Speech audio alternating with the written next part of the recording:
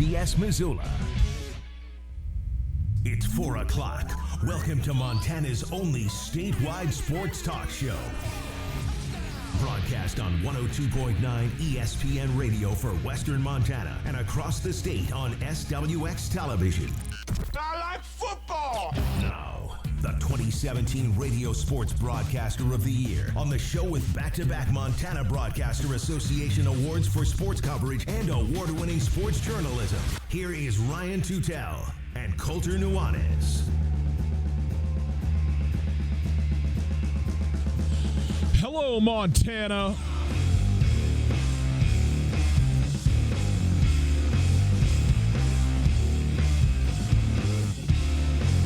Cats, Aggies, Grizz Wildcats, high school playoffs. It's all going down this Friday and Saturday around the state of Montana. It is Tootell and Nuanez on 102.9 ESPN Radio and SWX Montana Television. Hi, how are you? Thanks for letting us be with you on this wonderful Thursday afternoon. Hope you are having a fantastic day. We are broadcasting live from the Kurtz Polaris studios. Kurtz Polaris at 2904 West Broadway in Missoula, Highway 83 in Sealy, and online at kurtzpolaris.com. One day only, December 7th. The Kurtz Polaris Snow Day. It's their 7th annual one. If you've been, you know. If you haven't, you got to get there. Best sale of the year, one day only, December 7th at Kurtz. If you missed anything in the show, either in any previous show or, throughout the course of the day today, go to the podcast. Podcast available wherever you get your podcasts. The Tootell and Nuanez podcast. The FCS Speculators Betting podcast is also out now. Eat all of that stuff, okay? So go check out the Tootell and Nuanez podcast. We appreciate it. It's brought to us by the Wingate by Wyndham Hotel. If you want to call, 329-1899, that phone number. All guests join us via the Rankage Brothers RV phone line. Let's take a look at what we got in the show today. We're going to start with Montana State versus UC Davis. We're going to hear from Bobcat head coach Jeff Choate. He's got several things on his mind from the press conference earlier this week that we thought it was timely kind of to get to and to discuss as we head into the weekend. We also, in about 30 minutes, going to be joined by Anthony Knockreiner from up there at KGEZ in Kalispell. The Knock On Sports does a great job up there, calls games for Flathead, but also has his finger on the pulse of the of high school around the state. He's the guy who compiles and puts out the high school rankings each and every week. So we will talk to him as we head into semifinal weekend around the state of Montana. And we will continue a bunch of other stuff, prep extra stuff that Colter's been working on, a bunch of other sports things that are going on. And today, signing day for like 5 different sports at the college level. So obviously a bunch of high school kids making their commitments official today. Top of the hour, we'll get into the Grizz Weber State game. We will hear from Josh Sandry. We will also hear from several of the linemen. I know Colter wants to give the linemen some shine, so they're going to get a little love today on the show. Talk about that whole deal. We also, at 5:30, very excited about this. Jay Hill, the head coach of the Weber State Wildcats, going to be online with us. Coach Hill, a friend of the show and a guy that Colter and I, from afar, have a tremendous amount of respect for, both who he is, but also the way he goes about it as a head coach there in Ogden. And obviously a monster game this weekend in Missoula coming up. So there you go. That is our show outlook. It is brought to us by Shine Auto Detailing. Boys and girls, I've been telling you about this, but this is the time. This week only. Headlight restoration, half off from Shine Auto Detailing. Normally it's $70, $35. It's dark early, it's snowing, it's ugly out there. You need your headlights to be able to see. Make them as vibrant as they can be. Get your headlights restored. $35 this week. Shine Auto Detailing online at MissoulaAutoDetailing.com. 20 minutes or less, you'll be in or out. Done deal. Be safe on the roads this winter. Colter, the Montana State Bobcats, they are headed to UC Davis in a just gigantic game. I made the argument yesterday on the show that I think this is a bigger game for the two teams involved in it than is the Montana-Weber State game, just simply from the fact that Weber State and Montana, they're going to the playoffs. Okay, that's a done deal. Now, how you get there, where you are, obviously that stuff matters. They care greatly about it, and there's a lot of other stuff you can talk about, what this game means for hashtag RTD for the Grizzlies and all that. But Montana State, Davis, playing for their playoff lives. I mean, UC Davis may already be out, hard to say, but anything else, anything but wins for the last 2 weeks for the Aggies, and it's a done deal. Signed, sealed, and delivered. Their season will end a week from Saturday. So they have to have it. Montana State, they could lose this game, presumably, and win next weekend and be into the postseason. But as I said before, I don't think you want to have the weight of that need and that pressure on you going into the rivalry game. So I think this is an absolutely monster game for both of these teams as you look at it. Jeff Choate was asked about that very thing. How big is this game given what's at stake for both these teams? This is what he said. Every single game in November is consequential and big. And I don't look at this game any different than last week's game or the week before. Had we not won those, we wouldn't be having this conversation right now. And so this is a big game for both teams because it's November football, and we've got a really tough opponent in front of us. These are games I like to coach in. I enjoy matching wits with good coaches and matching scheme. But I know this: at the end of the day, it's going to come down to the team that executes at the highest level and plays with the most physicality. So, talking about November football, they're all big in November, but here's the thing. They're not all big in November. In fact, some of the smallest games of the year are played in November because there's a bunch of teams for whom they do not matter. If you're Southern Utah, if you're Northern Colorado, maybe there's a senior day mixed in there or whatever, but the climax of your season happened somewhere in October, okay? Now, it means pretty much nothing to you. You are going nowhere. Montana State, however, UC Davis, they still have aspirations. They still have expectations about where they want to go, and they got to get it Saturday. So I think this is a battle royale. I'm looking forward to this game. What do you think about the pressure potentially and the necessity of a win for both these teams coming together, and only one can walk away with it? Well, it's a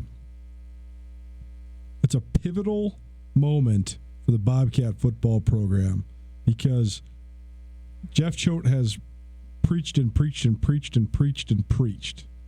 And for a brief moment, his prediction of what Montana State should and would and could become this season looked like it was spiraling out of control and spiraling down the drain. And then they got right, and they've won 2 games in huge fashion. And I understand that everything that's happened their last 4 games has 100% had to do with the quality of the opponent. Nothing more, nothing less. This is the first time Jeff Choate's ever been 7-3. It's the first time the Cats have ever been on the brink of a 8 or 9 win season. This is the first time Montana State has a chance to make the playoffs in resounding fashion, not sneak into the playoffs, to get a playoff seed. So how does Montana State seize the moment? This is the first moment of the Jeff Choate tenure where they have a chance to truly ascend beyond just an upper tier but not top level Big Sky team that just plays hard. Yeah. If they really want to be elite, they've been in the top 10 all year. Are they actually a top 10 program? This is a prove it game.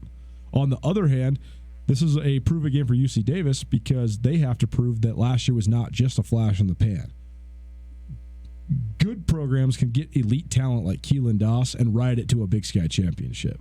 But great programs can lose a player like Keelan Doss and still compete for a Big Sky championship. UC Davis has not done that this year. You can talk about their schedule. The opposite of Montana State. Really hard. That's why they're 5-5. What would the Cats' record be if they had UC Davis' schedule? Probably 5-5. Maybe 4-6.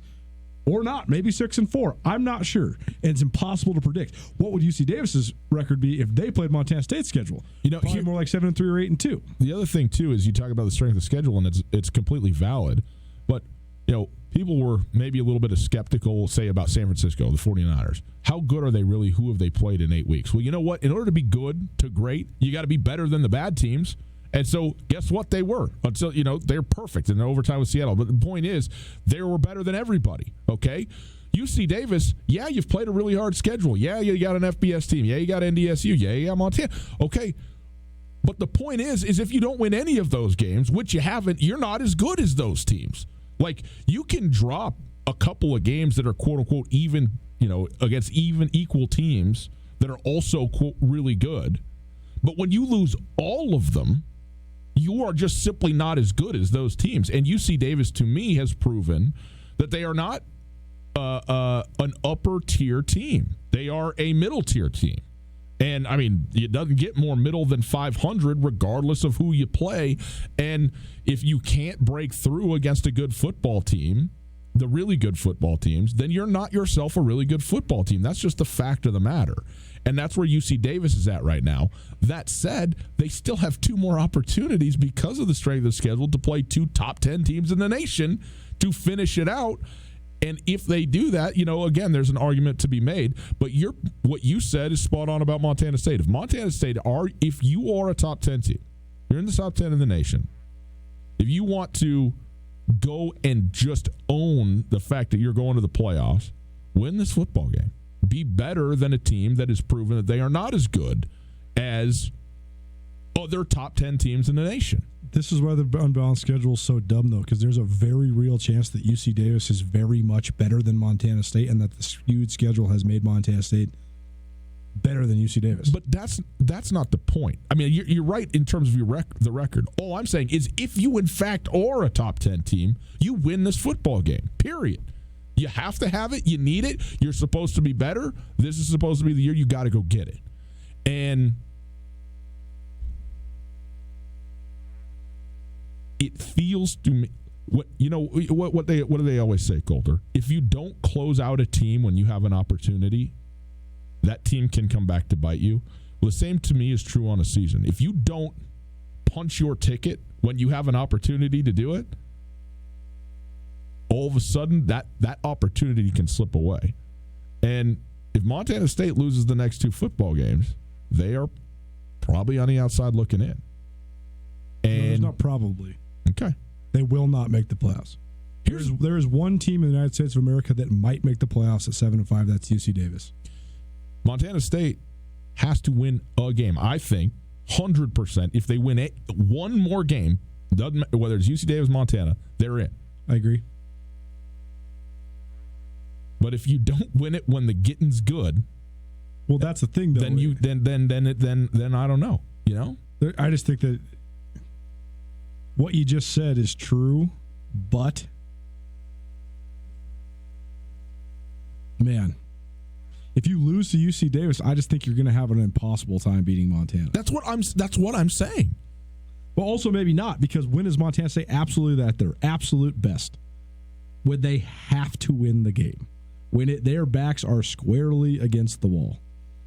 The best 5 performances of Jeff Choate's career was when he could not lose.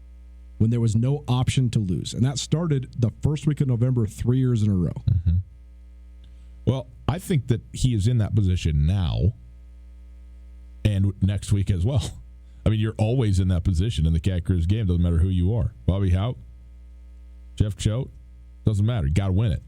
And it's weird to say because it's never going to happen. Only one person's going to win it. But this is go time right now to me for Montana State. It's Tootell and Nuanez, 102.9 ESPN Radio. Coulter, the Bobcats are coming. Here, I got to say this about Montana State. I think right now around the state of Montana, we're into the thick of it. Cat Grizz, Cat, whatever you want to call it. First of all, I'm going to make my annual public service announcement. I call it Cat Grizz because C comes before G in the alphabet. That's it. Get over it. It's what it's called. Cat Grizz game is 8 days away. There seems to be this building narrative that because Montana State's been poor at quarterback, that Montana State's going to get wiped in Bozeman. I think that what everybody around the league and everybody around the state needs to remember is that Montana State has a glaring weakness at quarterback. I don't think it's a permanent weakness. In other words, I highly doubt that Tucker Rovig is going to start the Cat Grizz game. Mm-hmm. But also, I think that everybody got... Tucker Rovig's inconsistent or unspectacular play has completely blinded everybody that watches the Bobcats to all the other stuff about their team. Like 450 yards rushing regardless of opponent. Like 19 ball carriers. Like the fact that they haven't had their starting running back and they still are leading the league in rushing. The fact that they have the best offensive line in the league. The fact that they have the best defensive front seven in the league besides Weber State and Sac State. The fact that they've played absolutely lights out on defense for the last month. I just think that it's the least aesthetically pleasing way that you can be good at football, but it does not mean that they're not good. And Weber State's gone through this. Weber State has a better reputation on the national level because people don't watch them play directly than they do in the Big Sky Conference. Nobody in the Big Sky thinks Weber State's the best team. They are. They have been, because they don't have 400 yards of total offensive game. Jake Constantine isn't very good. They don't light up the scoreboard, but they win every single time out. And Montana State is nowhere close to Weber State right now, but the Cats are on that same plane where what you see is not what you get unless you have a very sophisticated eye in terms of watching football. So I've just heard so many people, and so much of this is also just the Bobcat collective mindset. The Bobcats have disappointed more than not over the last 20 years, although the last 3 years has completely altered that narrative, because even though Montana State overall has not been that great, they've finished the year with a crescendo with 3 very thrilling and very surprising wins over the University of Montana, and that in itself alters the narrative. But I've heard from so many people, most of whom are Bobcat fans, man, we're going to lose the next 2 games. We're not going to make the playoffs. That's what everybody thinks, and it's crazy to me that people are overlooking the fact that you guys do have Tucker Rovig as your quarterback. That's not good. You also got Bryce Durkin and Amandre Williams and Troy Anderson and Braden Conkle and Jacque Allen. That's a pretty good start. That's all true, but also, Coulter, what did we say after North Dakota? We're not going to know another thing about Montana State until this weekend. And sort of, but I mean, that's the thing, is like, you can say weak opponent and all that. There's bad teams in every league every year. No one's rushing for 451 yards. That's right. Nobody. It's the 3rd highest rushing total in the history of the program for a school that has a proud lineage of running the football. When you win 87-20 or whatever it is in 2 combined weeks, you're right. It doesn't matter in a certain respect, but also, what did you just say? I mean, they haven't played their best football when they've played the best teams that they've played, and they have played it when they've needed it. So now they're playing a good team, not a great team, not an upper tier team, but a good UC Davis team in a game that they need. So which Bobcat team shows up? Because they've only played in conference one bad game, at least bad enough that they lost a game that they shouldn't have lost, and that was to North Dakota. Came on the heels of Sacramento State when Sacramento State was still not totally believed in, and now they are. So that also changes things a little bit. But when you want to talk about identity, let's ask the man himself. Jeff Choate was asked about the 450-plus yards rushing, how hard it was to do, and what that says about the identity of his team, and he took this one on a long, meandering stroll. I think he said a lot during this next soundbite you're going to hear. Perk up. You don't draw it up like that. I mean, there were certainly some things that were available to us that we took advantage of, and we had some guys step up and make plays. And so I'm not a stats guy. I think you know that about me. I think stats are for losers, man. You point to that stuff when it's all said and done. But what you have to do is what you got to do to win in the moment. And I know you guys don't realize, I went and looked at stats today just so I could quote some things, because here's what I think. I think this is the definition of team. This group of kids that's playing for Team 122 here at Montana State University is the definition of team. We have no superstars, okay? We have 18 different ball carriers, 10 of whom have scored touchdowns, 8 of whom have had 20-plus carries, 7 of which have over 100 yards rushing on the season, okay? I'm not sure there's a stat line like that anywhere in college football. You think about 5 guys that have thrown touchdown passes. 5 different human beings have thrown touchdown passes for us. 8 different guys have touchdown catches, and 17 have a reception. I mean, that's spreading it out, okay? We're the number 1 rushing offense in the Big Sky Conference, and we don't have a guy in the top 6 in the league in individual rushing. This is a group of guys that cares about each other, and they're going to go do what they have to do to win. And in today's day and age where everybody wants a superstar, I think this is it's kind of a unique deal. It's kind of unique, and I think it should be celebrated. I mean, you talk about a team. What do we have to do to win? Well, let's take our linebacker and put him at quarterback on this down.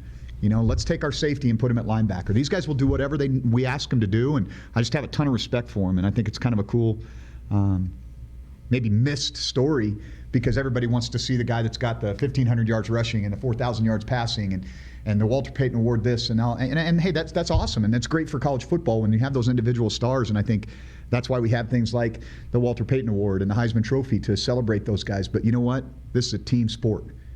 And I think sometimes we forget that, and it's the ultimate team sport in my opinion. Because if you got one guy doing it right and 11 guys doing it wrong, it doesn't matter. Heck, if you got 10 guys doing it right and one guy doing it wrong, it doesn't matter.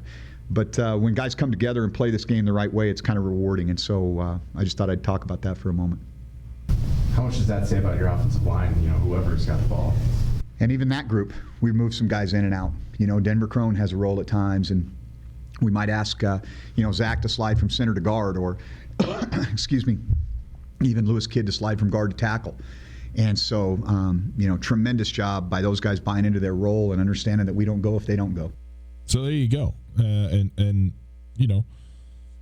Jeff Choate standing on the soapbox for his team and also for their style of play. And here's the thing, Coulter, is that it feels like all the things that they do offensively is sort of an attempt to overcome not having a good throwing quarterback. See, I don't agree with that. But I think if they had a good throwing quarterback, first of all, I think that there's a pendulum that swings in life no matter what. You have to have balances of everything. If you're going to be good at something, you're going to be bad at something else. There's no way to be perfect at everything. How do you explain me? There's no way to be perfect at everything. There's no way. There's just no way. There is a yin and yang, a balance to everything. Everything is always too good to be true. It will always come back crashing down.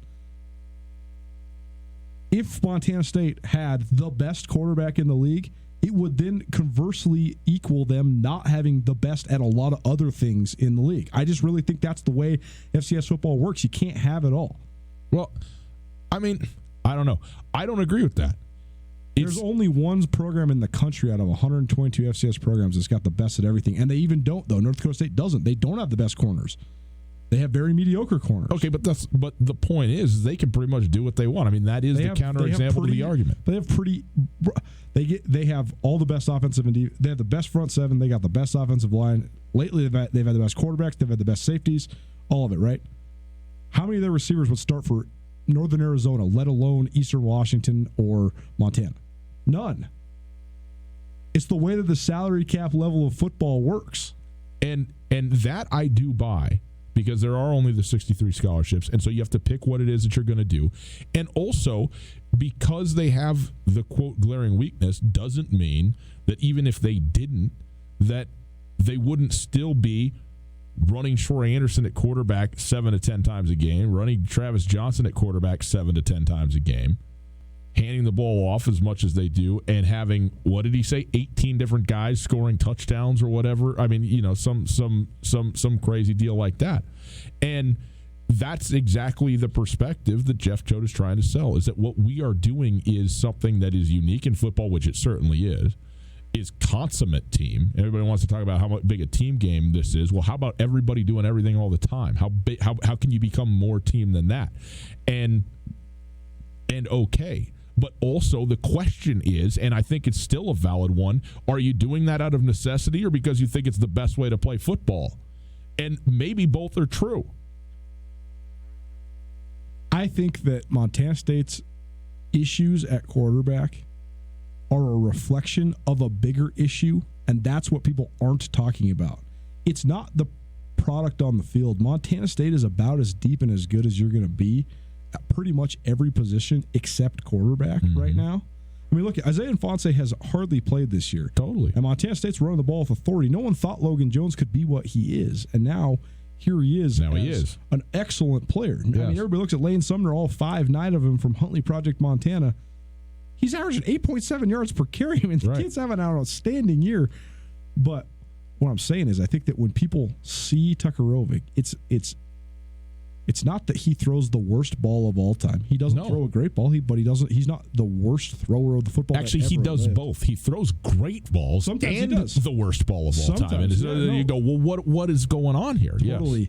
But what I'm getting at is Tucker Rovig is a reflection of a much deeper issue, and that is Montana State collectively grabbing the brass ring.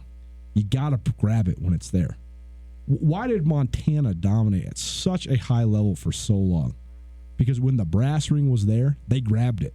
And we're going to get into the Montana-Weber State game, but this is a enormous opportunity for Montana to put so many demons of the last 10 years behind them. If they can, I mean, if they go whip Weber State's butt, which I don't think is outside the realm of possibilities, it could flush so much. It could heal so many wounds. just from one moment. But Montana State, they got to rise up and do it. Montana State has risen up and done it against the Grizz. They got to prove that they can do it against somebody else. And I think that's where when you analyze their team, the lack of confidence that Tucker Rovig projects and the lack of confidence that collectively everybody associated with the program seems to have because of this one issue, then it matriculates into them having a lack of confidence when they think that they are playing a peer or superior opponent. And that's the number one obstacle that Montana State football has to overcome. They have to figure out. Jeff always talks about looking in the mirror. They got to look in the mirror and realize we got some of the baddest dudes on the block. Who cares about the quarterback? Let's go whoop somebody's butt in a different fashion. Mm-hmm. And that's what they're trying to do. And the question is, will the mentality and the belief be there when it is truly a like or maybe even step up type of situation? And this, by the way, they're underdogs in this game. 3-point underdogs on the road at UC Davis. I mean, if that's not a motivating factor to a team, I don't know what is. You're number 10 in the nation going to an unranked opponent and they're favored over you? No. But I don't know how they approach it. I don't know if I'm going to say you should look at the number and draw, but you understand what I'm saying. And I don't know when they get there. We'll see. It's Tootell Nuanez, 102.9 ESPN Radio. It's going to be a great game Saturday. Can't wait. 5 o'clock kickoff. SWX Montana Television. We will have the Knock on Sports, Anthony Knockreiner, coming up right after this. Talk a little high school football as we head into the penultimate weekend of high school football in the state of Montana, semifinal time. So we'll get to that. Boys and girls, winter driving, hazardous, bad conditions, and you know what? It's dark a lot. You need to be able to see this week and this week only. $35. That's half off a headlight restoration from Shine Auto Detailing. Shine Auto Detailing going to make sure that you can see a full restoration less than 20 minutes. It'll make your night driving so very much safer. Okay, be safe on the roads all winter long, no matter where you're going, traveling back and forth to wherever you go, weekends, holidays. Shine Auto Detailing right now. Make an appointment. Half off a headlight restoration. You're going to be able to see everything that you need to see all winter long with very little cost and very little time. Under 20 minutes, $35. Go do it right now. Shine Auto Detailing. Hi there. It's Les Schwab Tires. Well, more like Les Schwab alignment and brakes and shocks and wheels and tires. Now, some tire places don't offer all that. They only sell tires. And we're not sure how they sleep at night because all those services affect things like steering and stopping. That's why we offer more than tires to help keep you safe. Stop by or book an appointment at leschwab.com. Les Schwab Tires, doing the right thing since 1952. On Russell, across from the fairgrounds. If you're looking for a charming neighborhood hideaway, come into Katie O'Keefe's. Located in the corner of the Stevens Center, Katie's has an inviting atmosphere with ample parking and a location that's easy to get to and hard not to love. With drink specials every night of the week, including Tequila Tuesdays and Whiskey Wednesdays, offering $3 premium cocktails. Katie O'Keefe's is the welcoming, warm hangout you've been looking for. Come into Katie O'Keefe's, where the drinks are always cold and the people are always friendly.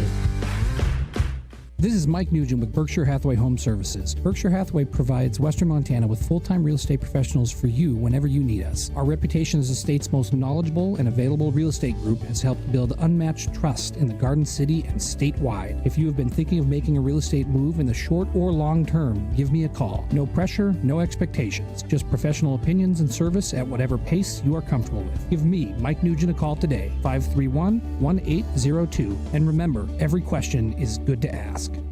Designed to save lives and prevent crashes, the Montana Department of Transportation is busy designing the Stevensville Safety Improvements Project on Highway 269, one of Montana's most dangerous highways. The community is warmly invited to ask questions, share thoughts, and meet the design team, as they will be working for Morningstar Caffeine and Cuisine in Steve I from 9 a.m. to 1 p.m. on Thursday, November 14th, 21st, and December 5th. Call the project hotline for more details at 406-207-4484. You've been auditioning at the dinner table for years. Are you finally ready to hit the stage? Arts Missoula and ASUM are teaming up again to showcase the best of the region's high school talent at First Night Spotlight. Audition at Hellgate or Big Sky after school on December 2nd and 5th, respectively. Or for Sentinel, Willard, and surrounding schools, tryouts will be held 11:30 a.m. Saturday, December 7th at the UC Theater. The best of the best will be invited to perform live on New Year's Eve. To sign up for First Night Spotlight tryouts, go to artsmissoula.org. Hey there, Colter Nuanez from your favorite daily sports talk show, Tootell Nuanez. I'm here with Tom from Aspen Sound. Tom, last winter I got a sweet car starter. It's something I think everybody needs. You know, Colter, I couldn't agree more, and my wife sure thinks so too. We've got a lot of sweet deals. We actually have it capable now where you can start it from your phone from anywhere you'd like. We have two-way remotes that'll confirm to you the vehicle started all the way down to our basic package starting at just $299 installed. Come on in and check us out. Feel the music at Aspen Sound. ESPN Missoula Sports Center. Good afternoon, Ryan Tootell, Colter Nuanez, 102.9 ESPN Sports Center. Wednesday marked National Signing Day and the opening of early national signing period for men's and women's basketball, volleyball, soccer, and softball. Notably in Missoula, Raleigh Wooster, the reigning Gatorade Player of the Year in boys basketball, officially signed with the Utah State Aggies on Wednesday. The Missoula Hellgate senior averaged 22.5 points, 5.9 rebounds, and 4 assists last season to lead the Knights to a runner-up finish at the Class AA state tournament. Hellgate lost on a buzzer beater in overtime to Bozeman. The 6'3", 205-pounder verbally committed to Montana following his freshman year, but rescinded that commitment before his senior year started this past summer. Montana State women's basketball team signed 6 players Wednesday, including a pair of players with Lady Grizz roots. Lexi Deaton, a Missoula Sentinel senior whose mother, Dawn Siliker, played at Montana, signed with the Bobcats, as did Leah Beatty, the daughter of former Lady Grizz standout Kelly Pilcher. Her aunt also played for the Lady Grizz. For more on the signees, tune in to Tootell Nuanez at 4 p.m. right now. And the all-class volleyball tournament begins in Bozeman on Thursday with several dynasties in search of more success. Sentinel won the Class AA state title in 2016 and 2017, but Helena Capital knocked off the Spartans last year and are gunning for a second straight title. In Class A, Billings Central is in search of a three-peat. In Class B, Huntley Project has won 11 of the last 13, including 2 in a row. While at the Class C level, Belt is after their third title in 4 seasons. There's a place off Ocean Avenue where I used to sit. Now, that was pretty good. I don't know if they could hear the sound. I couldn't hear the sound. I don't know what happened. That was fun, though. Hey, it's Tootell Nuanez, 102.9 ESPN Radio.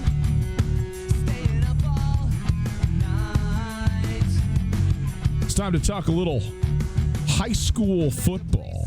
We're broadcasting live from the Kurtz Polaris studios. Kurtz Polaris at 2904 West Broadway in Missoula. This Saturday, December 7th, the 7th annual snow day at Kurtz Polaris. 1 day only, 10 a.m. to 4 p.m. Biggest sale of the entire year.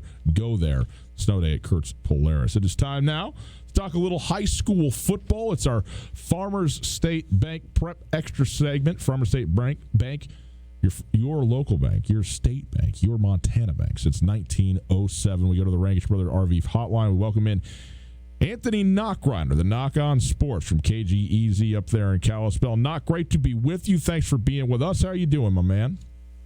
I'm doing great, Ryan. I appreciate you having me on the show as always. And we've got some exciting state semifinals to talk about here with this Friday, man. The 4 best teams are still alive, and what matchups are they going to be this Friday? I'll tell you what. Yeah, well, in Class AA, Class A as well, it went very chug. Class B, I think a lot of the brackets all went sort of how you thought they might go with the top seeds. But in Class AA, as you mentioned, Sentinel and Bozeman tomorrow night in Missoula, and then Butte and Billings West in Butte on both of them on Friday night, 7 o'clock. As you've seen all these teams play at one point or another over the course of the year, you've been tracking them throughout. What do you think about these matchups? Let's start with the Sentinel Bozeman matchup, because Sentinel, 3 of these 4 teams all have a loss. Sentinel's one of them, but they managed through tiebreak to get into the second seed. Are they actually the second best team in AA?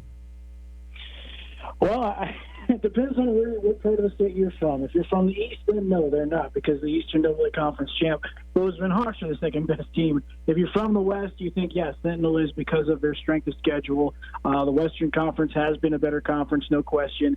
Sentinel has faced the tougher teams. The toughest team Bozeman has had to face is Billings West.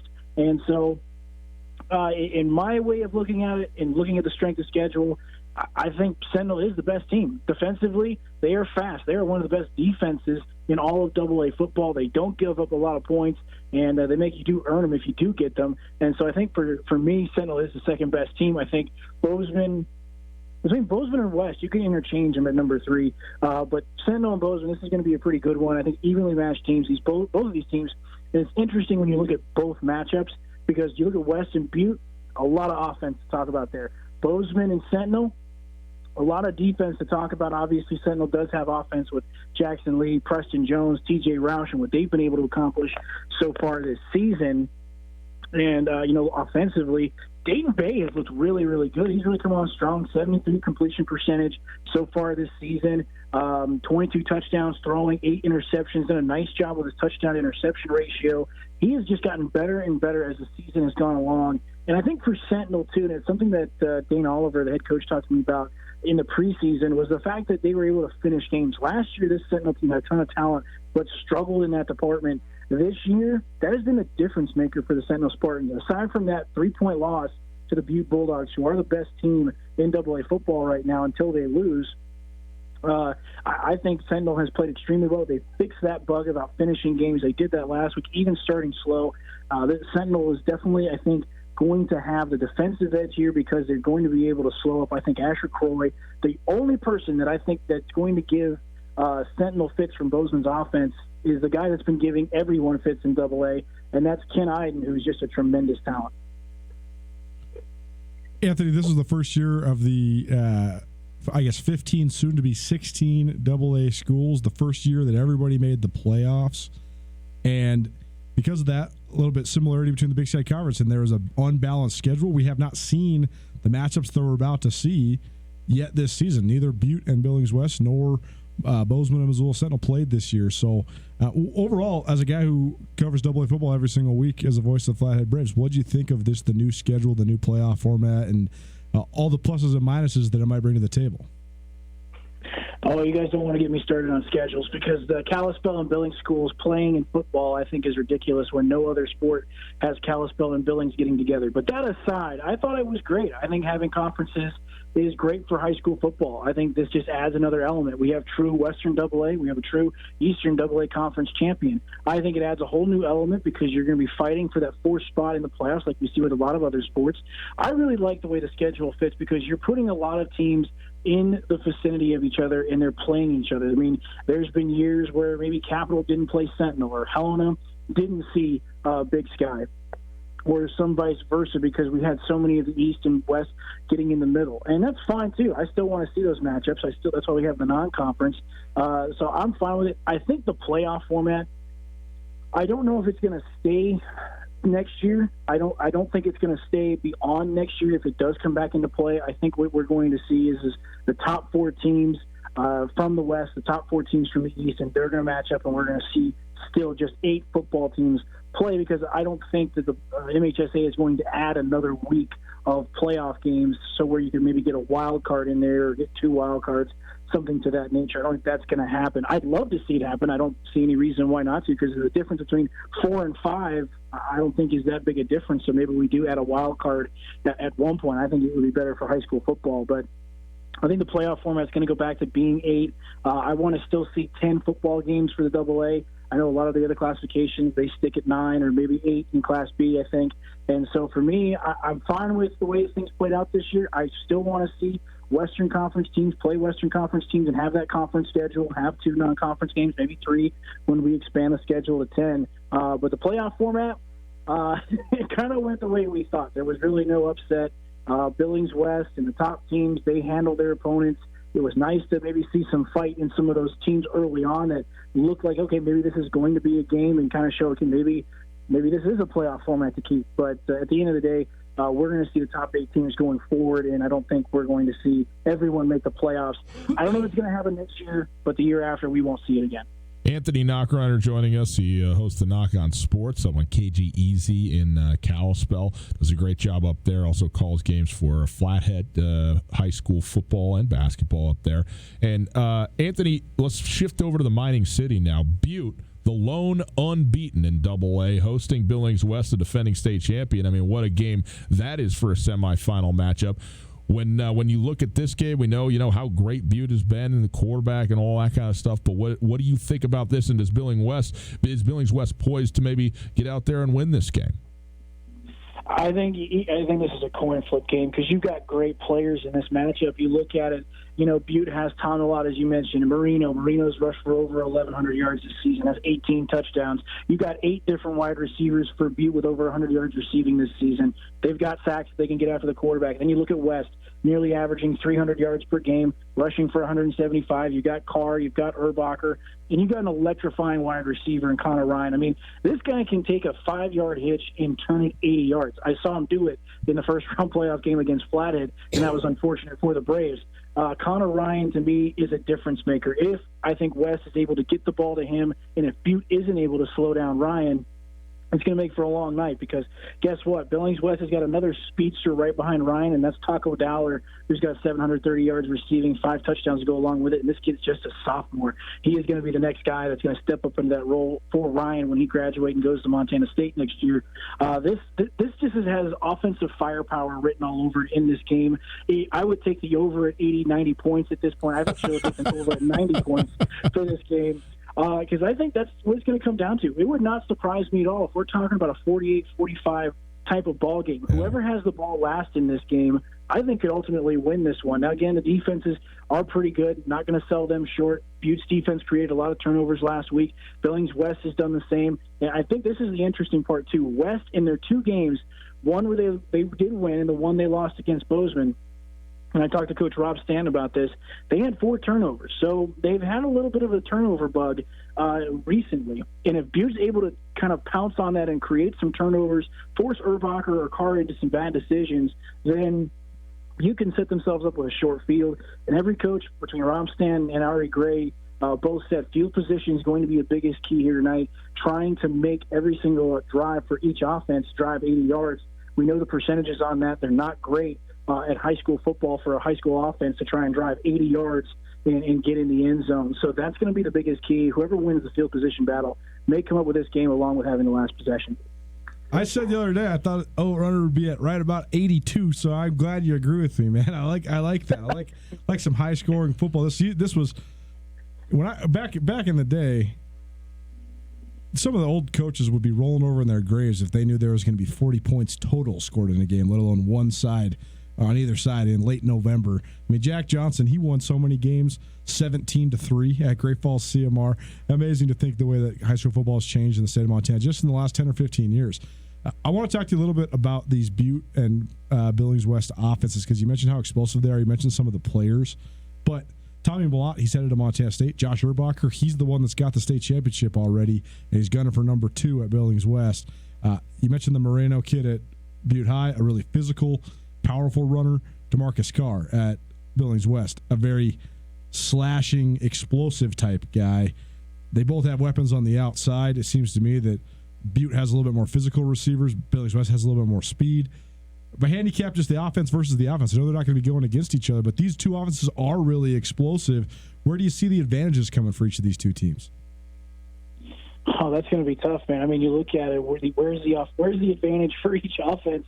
I mean, because defensively, who can make the most plays? Which defensive line can cause the most havoc? I think what's interesting about this matchup is Billings West is one of the few defenses in high school football in all of Class AA that runs a 30 front. So we're talking about a 3-4 defense. How does Butte's offensive line really handle that 30 front and handle what Billings West is going to bring with some blitzes and those types of things? So that's the interesting matchup within this one. I think for Billings West is an advantage because Butte's never seen a 30 front. I mean, now Butte does have some familiarity with Billings West because they saw him twice last year, Billings West winning those 2 contests, obviously. So I'm very curious to see how this offensive line for Butte handles that, especially with this defense. Only returning 1 starter, it's Jaden Benevue from last year's defense. Everybody else is new. Connor Ryan's playing safety. Hunter Morse is a good linebacker. I really like him. Dowler's out there at corner. He's going to do some nice things. But for me, there's where is an advantage because you're not running the same defense that Butte has seen all season long and that this offensive line has seen all season long. So I would expect that Billings West is going to come up with some exotic things to show some different things to Tommy Mellott and try and confuse him.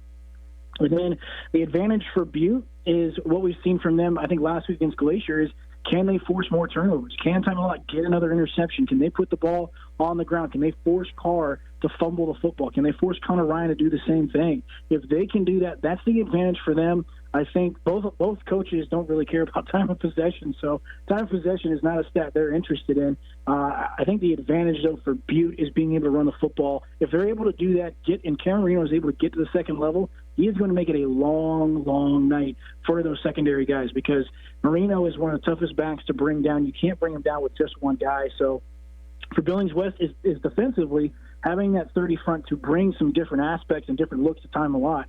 And for Butte, can they get the running game going? Can their offensive line dominate the line of scrimmage? Because these are two big lines. I mean, there's no question that we're talking about all four teams here, Bozeman, Sentinel, as well as Butte and Billings West. These are the four biggest offensive lines and defensive lines left in AA football, and that's not just saying because they're still alive. These are the four biggest all season long, and so whichever one between Billings West and Butte can dominate the line of scrimmage, that's going to give a team another edge. Knock, we appreciate it very much. I know it's a blast for all of us this time of year, and you especially covering this stuff. Have fun this weekend. Enjoy watching the games, tracking up with them, and we will catch up with you again here very soon, all right? Thanks, guys. I really appreciate it. You bet. Thank you. Anthony Knockreiner, KGEZ, Kalispell, Montana. Doing a great job up there, keeping track of the particularly AA level of football, etc. Plenty more to come. More high school stuff to get to. Again, reminder, Jay Hill coming up at 5:30, the head coach of the Weber State Wildcat football team, live with us here this afternoon. So make sure you stick around for that. Want to remind everybody as well to go on to Twitter and Instagram at 1029 ESPN. Voting right now. We actually picked 3 finalists for the tickets to the Grizzly Weber State football game. You can go vote on them right now. Go check them out. Some great pictures up for hashtag ESPN GrizzPick to win tickets to the final regular season game of the season at Washington Grizzly Stadium. So go vote on those. Now, this has been our Prep Extra segment. It's brought to us by the Farmers State Bank. Farmers State Bank, your Montana bank since 1907. How do you plan to finance Christmas this year? Do not get a high-interest credit card. Don't put it on your credit card. Just get a holiday loan from Farmers State Bank and count on fast approval times, low interest, and easy payments. OAC. Quick break, come back. A couple more high school things next. Gather your friends and family and join the Montana Club for their annual Thanksgiving feast, featuring succulent oven-roasted turkey or tender, juicy prime rib, and all the mouth-watering sides. And don't forget the pie. Enjoy home-style pecan, pumpkin, or pumpkin cheesecake to top off your meal. Thanksgiving feast starts at 11 a.m., and they'll also offer their full menu as well. Open 8 to 7 Thanksgiving Day. The Montana Club on Brooks and North Reserve, Missoula. Selway Armory on Black Friday is the one store you have to visit to save huge on guns, ammo, and accessories. Check out Selway Armory's insert in the Thanksgiving edition of the Missoulian before Black Friday to see all of the unbelievable inventory and savings they have in store for you. Put Selway Armory on your schedule and get there this Black Friday and Saturday for the sale of the year. Get to the store at 2825 Stockyard Road, Unit E6 behind IHOP on North Reserve. Selway Armory's Black Friday sale. Shop local, save money, shoot more. There's a saying, opportunity never knocks twice. When you're ready to take advantage of your next opportunity, look to your local bank. Opportunity Bank of Montana. Opportunity Bank offers options for mortgage loans, small business loans, equipment financing, agriculture, and more. Our experienced team can provide solutions to help you welcome your next big opportunity. There's nothing like the feeling of progress. So let's get started today. Come see us at your local Opportunity Bank of Montana.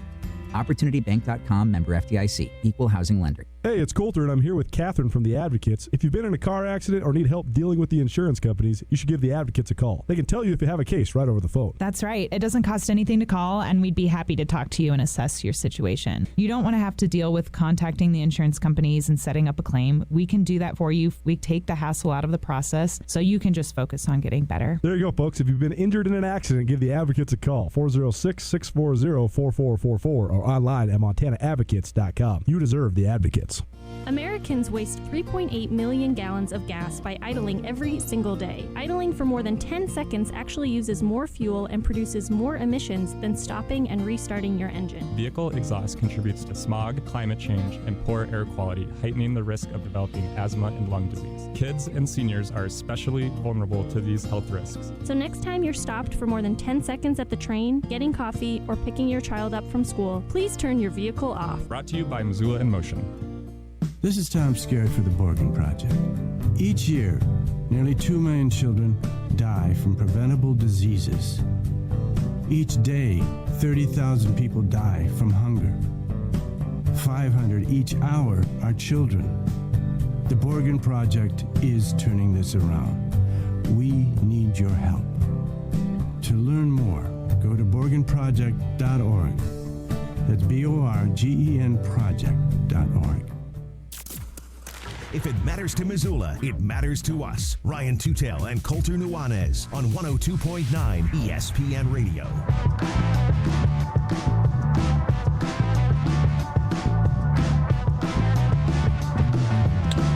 You know, we spend a lot of time on football around here. Well, seems reasonable to me. But there is plenty of other stuff going on, especially at the high school level. Volleyball state tournament happening, all levels. So plenty of stuff to get to. It's Tootell Nuanez, 102.9 ESPN Radio, broadcasting live from the Kurtz Polaris studios. Kurtz Polaris at 2904 West Broadway in Missoula. Go in there Saturday, December 7th, Kurt's 7th annual snow day, one day only. Biggest sale of the year, 10 a.m. to 4 p.m., Kurtz Polaris in Missoula. Get there. Colter, we've talked a lot of football, especially at the high school level, but can we get into a couple other things? Some volleyball stuff. You got a high school state championship extravaganza of the non-football sports that's going around right now. I know you love this stuff. The state, by the way, the state volleyball tournament in Bozeman and the state wrestling tournament in Billings, which I have been to neither, so I'm saying this merely on the testimony of others. Two gots to get there stuff. We're working on the wrestling deal right now a little bit, but this is as good as it gets. This stuff, and we're rolling down towards it right now. Absolutely. I mean, in the all class volleyball tournament, and this is nothing other than to just a testament to how much action you're going to get. Is the best ticket you're going to buy for a girls' sport in the state of Montana. And I mean, I love girls' basketball in Montana. There's been such high level girls and women's basketball in the state of Montana. Soccer has really risen in recent years. You know me, I love me some track. Yep. And some of the female track athletes the last couple of years have been some of the best athletes to ever come out of state of Montana. We talked to Craig Metler, Sentinel track coach, this morning. He said Ashley McElmurray from Missoula Sentinel, she's over at Nebraska now. She's tearing it up. Yep. And for those wondering, Lauren Hagen, she's got her college decision coming up, so she'll be announcing soon. Yep. She's got some strong options. I mean, when you're a 40-foot triple jumper and you've been doing it in Butte and Missoula and the sideways sleet, pretty good recruiting. The only way I get 40 feet is if I fall off a cliff. That's it. It's the only way I cover that ground. How many jumps would it take you to jump as long as Lauren Hagen? 40 feet? 7, 8 bounds? I think I could do it in less than 8. But like between 6 and 7? 6 and 7. I mean, I'd take me 5, 6 of them for sure. The question is over under 1 catastrophic injuries. Oh man, no, torn Achilles for sure. I got the hammies. Okay, anyway, so tell us about what's going on right now, Colter. We got a couple minutes. I mean, the Montana All Class Volleyball Tournament is awesome, and because volleyball is a sport where like the culture of the program is, for whatever reason, I don't really know why. I'd actually love to ask Daniel Jones at Montana State or Allison Lawrence at Montana, like the culture of the program, and even all the way down to the small school, high school levels. There's just some unbelievable dynasties in Montana high school volleyball. I mean, Huntley Project won 9 out of 10 state championships between 2003 and 2013. Then they had a little 3-year hiatus. I think Missoula Loyola with Amy DeGroat and that great class rose up and won one. Florence won one. But then here's Huntley Project again, gunning for a three-peat. So if they win it, they'll have won 11 out of the last 15. I mean, that's amazing. That's astounding. What it is somebody – that's unfair. You know, where's the money? Follow the money trail. Well, that's actually an interesting thing, too. That's what I think a lot of people don't realize is the Huntley Project is actually not a town. Huntley Project is a high school that's in the center of a couple of the different ranching communities right outside of Billings. And what's happened at Huntley is that you have a bunch of cowboys that have, a little bit of money in their pockets. And Huntley Project has outstanding athletic facilities, but it's a small community, or it's a small centralization of several other small communities, namely Warden and a couple of the other surrounding areas. And so it's a Class B school by enrollment, but they have top-notch, some of the best in the state high school facilities. For sure. And that helps a lot. Well, and obviously I'm playing on the money and thing. The coach exactly. That's the thing. I mean, if you want to talk about dynasties at the high school level in the state of Montana, regardless of sport, you can just go straight to the head coach. I mean, that's almost without exception. That's the way it works, and they've gotten it done at Huntley Project for a decade and a half. No doubt. And at the Class C level, Ennis and Gardner have both taken their turns dominating. Manhattan Christian has always been really good. Manhattan Christian is sort of an isolated Dutch community, and so they always have the really tall girls with the Scandinavian backgrounds, and so they've always been really good. But lately it's been Belt, and Belt's been tremendous. We've had a couple of young ladies from Belt High School on the show as our Mattress Firm Student of the Week, and Belt's been great in basketball and volleyball. I think that's another thing too, is winning breeds winning. And so that's really helped too. At the AA level, it's been Sentinel and Capital for the last handful of years. Capital, has a pair of twins. One's going to Boise State to play volleyball. One's coming to Montana to play basketball. Great athletes there. But Sentinel actually got bounced this morning. They lost 3-0 to Billings West. Got swept. Helena Capital swept Bozeman. Great Falls CMR swept Butte. And Billings Central, Helena High ongoing right now at the AA level. And in Class A, forever and ever and ever, it was Lewistown. They were, Coach Taylor, it was amazing. They were in the Final Four and into getting a trophy every year and winning. I think they won 6 state titles in the span of 11 years. And now lately it's been Billings Central. Billings Central's gunning for their 3rd title. They swept Polson this morning, so they're well on their way to a three-peat. And other scores from around Class A, Columbia Falls swept Hardin. Glendive swept Butte Central. So if you ever get a chance, late November, it's worth it, man. It's really fun. All 4 courts are going at once. You got a AA court, an A court, a B court, and a C court. And it's so fun to analyze. You would think, oh, man, I'm just going to watch the AA court because that's just going to be the best volleyball. It's the highest classification. It's not true. Yeah. If you didn't know, if they weren't wearing jerseys, you would have no idea what classification was what. That's so interesting. The playing field is almost level. Yeah. Well, go check it out. That's cool, and it's fun to do this time of year, and we will continue to keep an eye on all of it. It is Tootell Nuanez, 102.9 ESPN Radio. On the other side, if you're into the fat guys up front, or if you're into the secondary, this next segment is to you as we preview Grizz Wildcats with a couple of team interviews, and also Jay Hill coming up 30 minutes from now. Coulter, traveling this time of year happens all the time. Family coming to town for the holidays, maybe for sports, maybe, as we said, we're on the road traveling high school stuff. If you're coming to Missoula, you got people coming to Missoula, or maybe if you're just in Missoula and need a place to go for a function or something like that, Wingate by Wyndham Hotel. The Wingate by Wyndham Hotel, that's where you go. Tell them about it. This time of year, you get a lot of people coming to town, whether it's for Grizz games or the holidays. You need some place to stick your family. It's a great place. It's easy access because it's right there by the freeway, right off of Airport Boulevard. So you can just hit the freeway and you're into town. Right there. You got to go to Reserve Street, Orange Street, Van Buren, anywhere. But Wingate by Wyndham has everything for what you need, whether you're a family or you're a business guy. If you got some work to do, they got a great business center. If you need to hold an impromptu meeting, they got you covered right there. You got kiddos, great pool, water slide, and your favorite, they got the best breakfast around. Into it. Wingate by Wyndham, right off of Airport Boulevard. Let the Wingate by Wyndham make you feel at home even when you're not.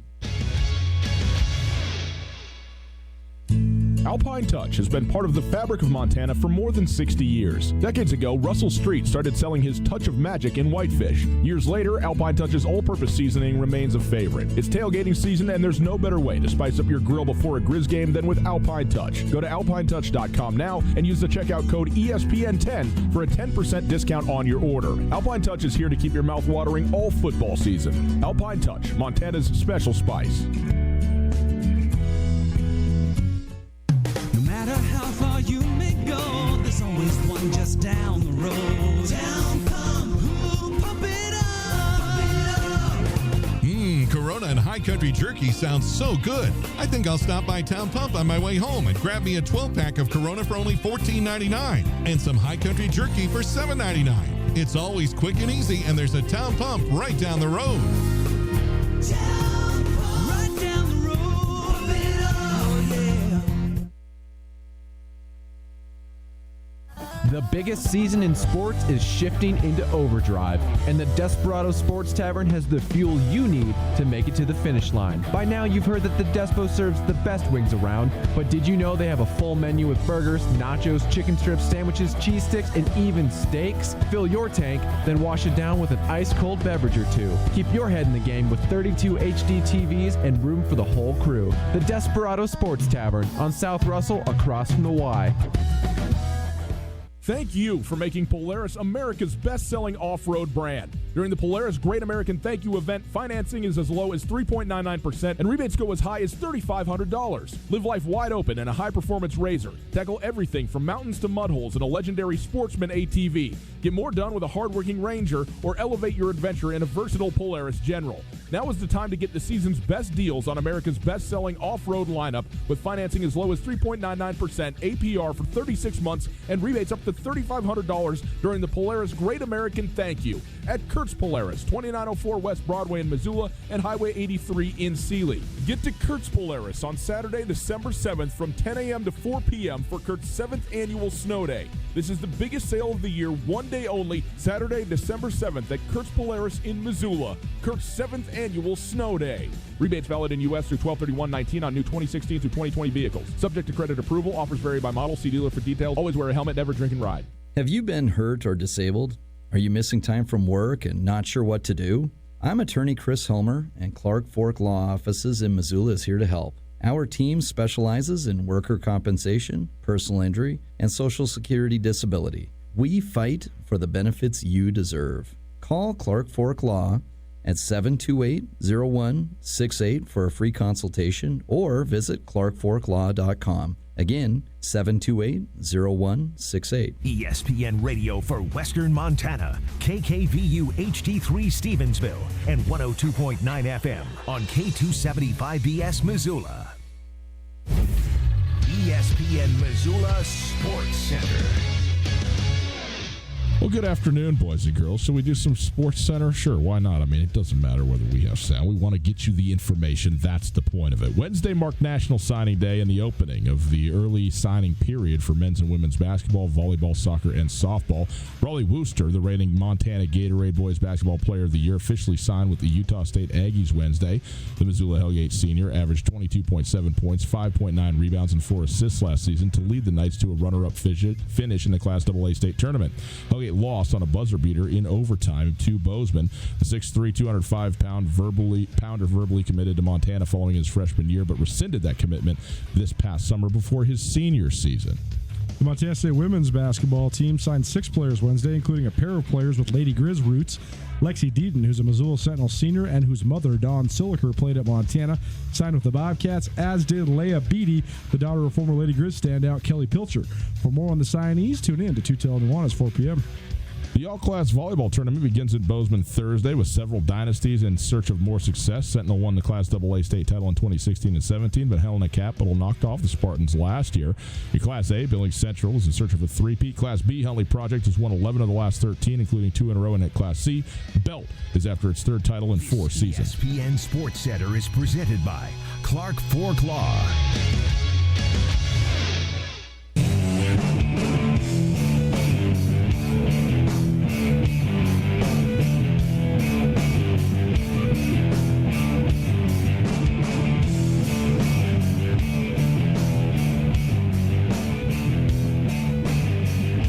Matchup Saturday. Don't need to tell you, do I? Montana, Weber State. Let's spend some time talking about it. It's Tootell Nuanez, 102.9 ESPN Radio, SWX Montana Television, broadcasting live from the Kurtz Polaris studios. Kurtz Polaris at 2904 West Broadway in Missoula, Highway 83 in Sealy. And Saturday, December 7th, it's Kurt's 7th annual Snow Day. 10 a.m., 4 p.m. One day only, biggest sale of the year at Kurtz Polaris. If you'd like to listen live, you're out of market, maybe you're at your office and, you want to be discreet about this thing. I don't want it, you shouldn't be embarrassed by us, but I understand, trying trying to get work done, trading stocks or whatever it is you do, listen on the internet. That's what it's there for. Okay, put the earbuds in, listen on the internet, 1029ESPN.com. Listen live tab. The stream is there. It's brought to us by Opportunity Bank, your local bank, your opportunity. If you want to call 329-1899, all guests join us via the Rangitsch Brothers RV phone line. Coulter, the Montana Grizzlies and the Weber State Wildcats are playing on Saturday. A top 5 matchup. Montana number 5, Weber State number 3. Weber State, the lone undefeated team in the Big Sky Conference in terms of conference play. They're a one-loss team on the season. But when you look at this game, you said off the top, you think this is a huge game for Montana, bigger than maybe what even everybody's kind of looking at it as. You think there's an opportunity to exercise some demons and to sort of break the glass ceiling, as it were, back to a level of where Montana was before. That it's been a long time since they have been at that level. Where are you at with this game specifically on Saturday and what it could mean to the University of Montana? Great stat from Riley Corcoran today. He posted on Twitter, and then I actually ran into him down at Warden's Market. It's become a little Grizz Athletic Department tradition to go get the meatloaf at Warden's on Thursday. So free plug for Tim France and the boys down at Warden's, because I know he's listening to the show today. When you say that, you ruin it. You just got to do it and then move on, and then you go down and you give him a hug. And you ruin it even worse. God. I'm never coming back after Cat Grizz. Good. Riley will be great co-host for you, though. He will. Corcoran said, yeah, I should be careful what I wish for. I might get replaced. It's going to be the Nugent and Corcoran show here in a minute. Riley found a great stat. The last time that 2 top 5 teams played a regular season matchup at Washington Grizzlies Stadium was 1994, and I can't remember what the specific rankings were, but Montana was actually the lower-ranked team between Montana and the Idaho Vandals. My, how the Vandals have fallen. But Dave Dickinson threw for 510 yards in a Grizz victory. But that was 1994. I mean, we're talking 25 years ago before we had a top 5 matchup. If that's not enough for you to fill up that stadium, people in Missoula, let's go. Right. I mean, get it together. Weber State's going to be a great matchup, but what does this showdown mean? Even Bobby Houck, who is unwaveringly and insanely confident of a person, and a guy who preached how good he thought his team was going to be from the very first day of the offseason all the way through the very first day of fall camp, and he hasn't stopped. He said it over and over again, and he hasn't wavered from why he loves his team. He said these guys don't panic during games. They play hard from start to finish. They've altered their mindset in learning how to finish games. They know how to make adjustments on the fly, and they're just plain tough. And I think that all is true. But even Coach Houck has admitted that they're about a year ahead of where he thought they were going to be. I think part of that's because of the buy-in.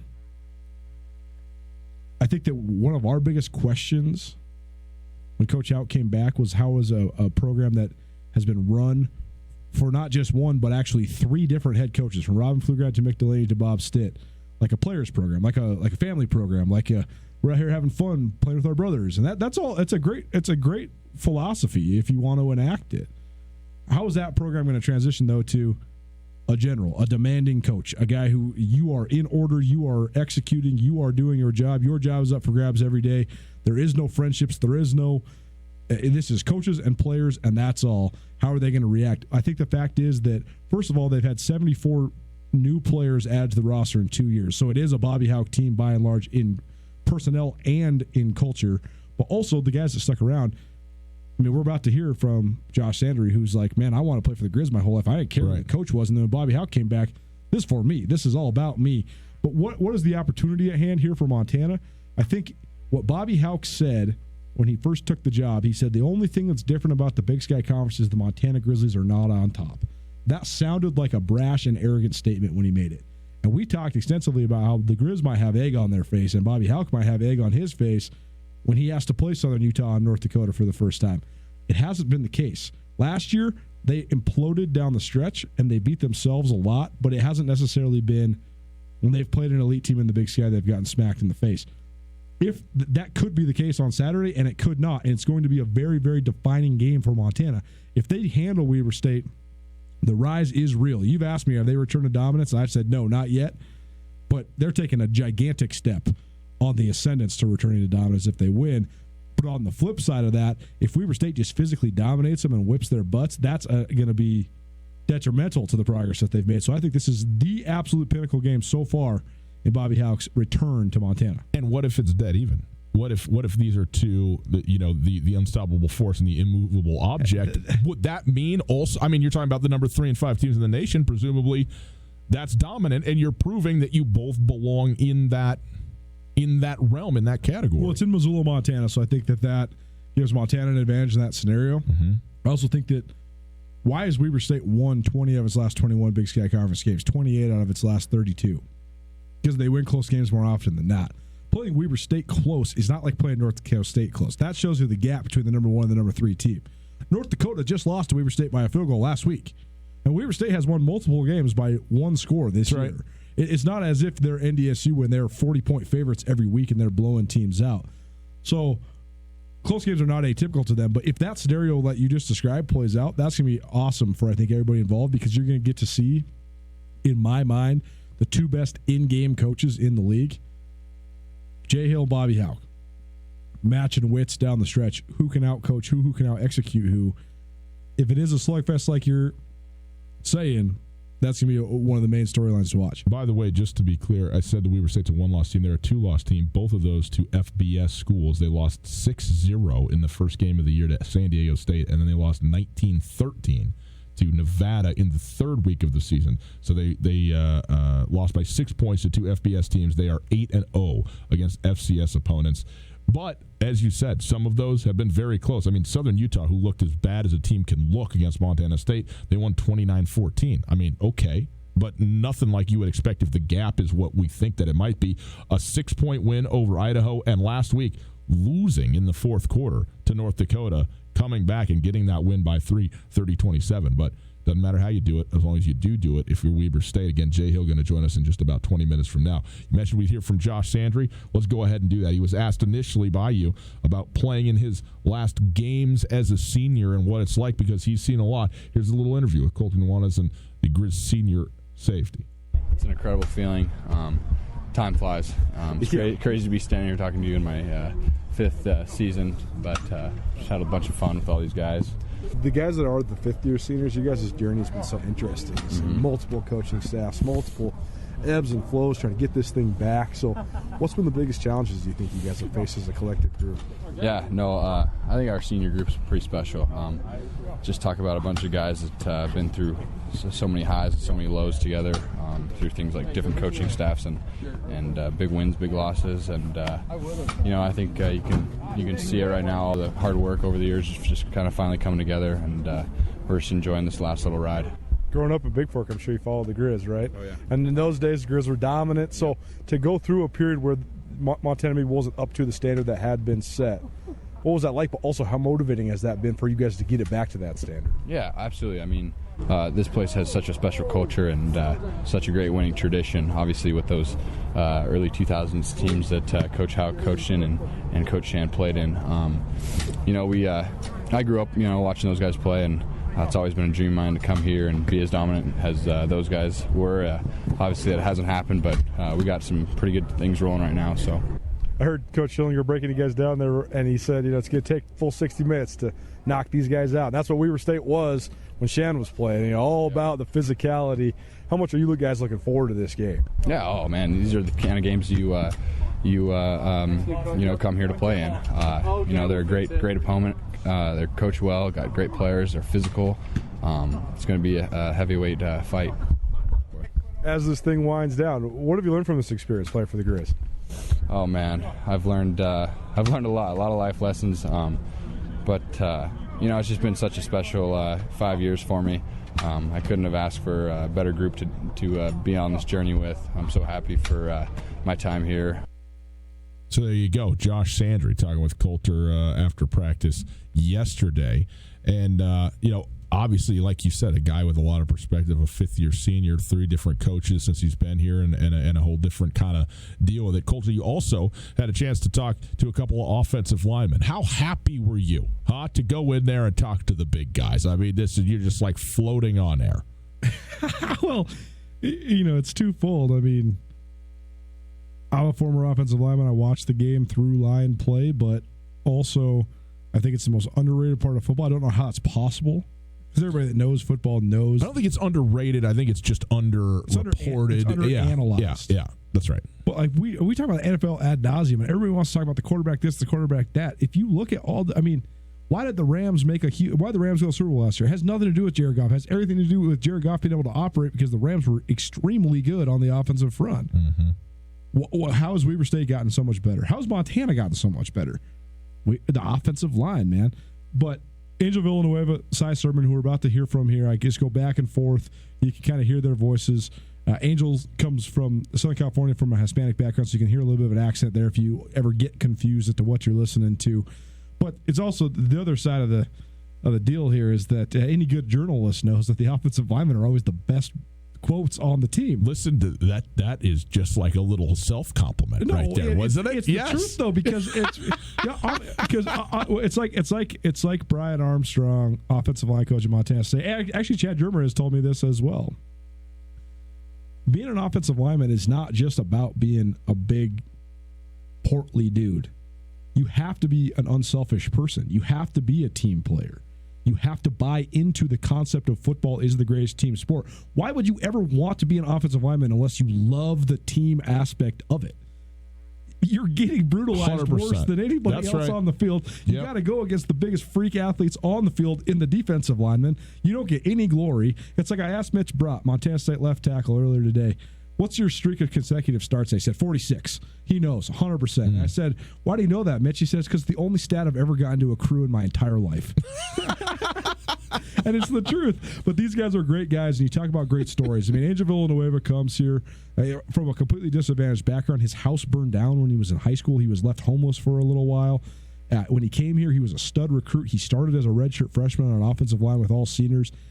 He lost his physical conditioning. He lost his way. There was a coaching change. He got really out of shape. He hurt his back because he was out of shape.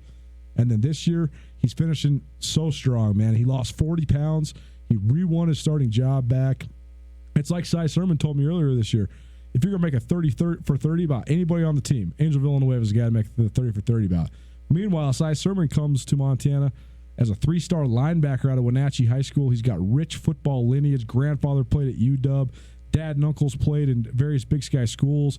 His cousin is a quarterback for the Washington Huskies. And he comes here thinking he's going to be the next star linebacker. Well, he gets moved from outside linebacker to inside linebacker to defensive end to defensive tackle. And when Bobby Houck got here, he said, Cy, we got to get you on the field, but we need your help. Will you sell out for us and play offensive line? And Cy Sermon said, sure, coach, I will. And here now he is. He's going to start his 21st straight game on Saturday. The most unlikely offensive lineman you could ever imagine. He's playing really well at center. So these guys, they got great stories, and they're great kids. And I think that the guys that made it to their 5th years, given what's gone on at Montana football, they're going to have a lot of tales to tell someday, including these two young men. Well, it's a very humbling experience. I think, obviously, me and Cy's career has been a lot of highs and lows, so I think I'm really proud of the work that we put in. There's still a lot more to accomplish, so I'm just glad that we're still playing. The games I remember are played in November, so, yeah. Can you believe it's almost over? It's surreal. And, we approach each day with just a, accomplish the next task type mindset, so they kind of blur in together, and you never really look at it. Take a step back and look, and it's really flying. And I don't want to acknowledge that it's almost over, but we just got to make the most of what we have left. What have been some of the biggest challenges you faced so far, Angel, just in terms of trying to get this thing back on track and try to get the offensive line back to where Montana's always been? I think every season personally has its challenges, so it's not necessarily one challenge that I remember facing. It's a sum of challenges that we've all experienced as a team, and I think our attitude and our pursuit has directed us in the right direction. Facing that adversity, being able to play through that adversity, through that toughness, what we go through on a daily basis in the off season these past 4 or 5 years, I think really has trained us, to be in this position, to take on those challenges head on and make the most of, the circumstances. And yeah. So what motivates you to keep taking those challenges head on? Winning. Yeah. That's what it's all about.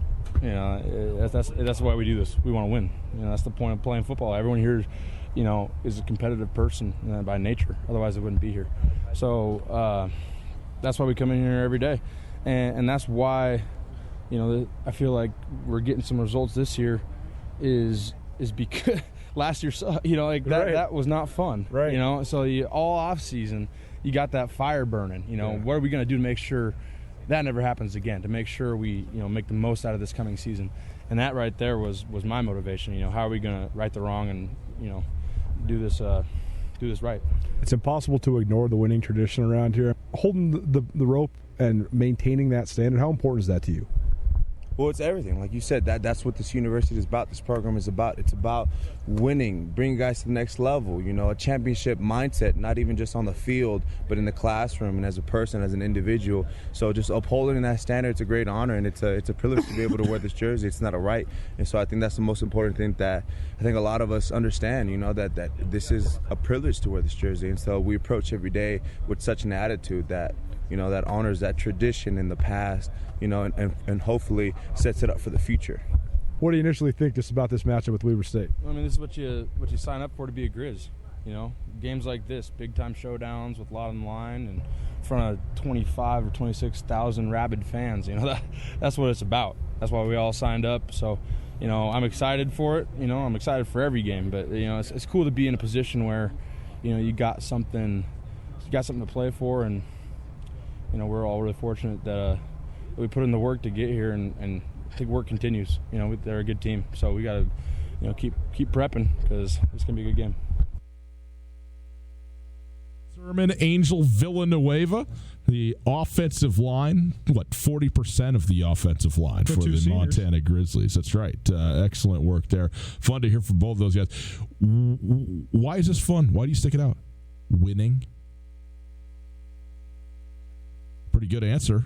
I mean, if you're asking me. So, that makes sense. It's not just because you can eat as much as you want all the time. It's for the dubs. Okay, I'm into it. It's a completely different dynamic for guys who came to play for the Grizz than almost any other team in the league, because you could never have predicted that Montana would ever miss the playoffs 3 years in a row. There's no way that you could have said to any of these guys, you're going to come here and not make the playoffs in your career. Like the guys who are true seniors, they haven't made the playoffs before.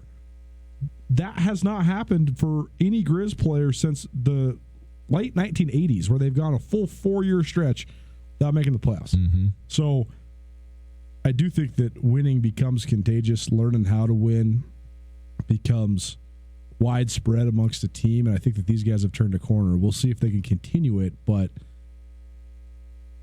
I've been going to these practices for the last couple of years since I moved back to Missoula, and I was around the program, at least on a tertiary level, for most of the time with Mick Delaney and Bob Stitt, and it just feels different. Yeah, it does. And it's because of Coach Houck. And everybody wants to know, why is he such a great coach? It's because of the program. It's because of the developmental nature of the program. But it's also because of the unwavering expectation of excellence. And it cannot be understated. Bobby Houck has said multiple times this week, this is senior day. Great. We have no plans on being done playing football anytime soon. Totally. Well, we have much time left together. We will hear that soundbite and your interview from Wednesday with Bobby Houck tomorrow on the show. So we'll get to that. By the way, Grizz player interviews brought to us by our friends at Alpine Touch. Coulter, Alpine Touch. Well, I put it on I'm thinking I might just put a little Alpine Touch on some pumpkin pie this Thanksgiving, because I mean it's just pour been it in your mouth. I mean, why not? Why not just start maybe a spoonful at night before I hit the sack? I don't know. I'm just putting it on everything. Alpine Touch. If you haven't used it, well, you need to. If you have, then you know. But Alpine Touch, Montana Special Spice, doing it. Shout out. I do it for you. Coulter, tell them more about it, would you? This is the greatest time of year for Alpine Touch. Every time of year is a great time of year for Alpine Touch. But if you buy some Alpine Touch, you can use it in so many different ways. You use it as a stocking stuffer. You could take it to your in-laws' house for Thanksgiving. You could take it to your buddy's house for a tailgate. You could take it to I could take it to your house, watch some Monday Night Football. I mean, if you bring it to my house, you can have my car. Probably similar values. It's great no matter what you want to put it on. It's not just for meats. I like to put it in my guacamole. I like to put it on my asparagus. There you go. I like to put it in my spaghetti sauce. Up High Touch, doing it right. They have a variety of seasonings and spices. They have the unground spices now, too. So you can buy a little grinder and grind them up, make it all fresh. Oh, nice, wow. The aromas. How about that? Go to uphightouch.com right now. Use the checkout code ESPN10, 10% off your order from now through the end of the year. Up High Touch, one of our favorite sponsors. Montana Special Spice. Jay Hill, head coach of the Weber State Wildcats. Huge game in Missoula. He joins us next. Hi there. It's Les Schwab Tires. Well, more like Les Schwab alignment and brakes and shocks and wheels and tires.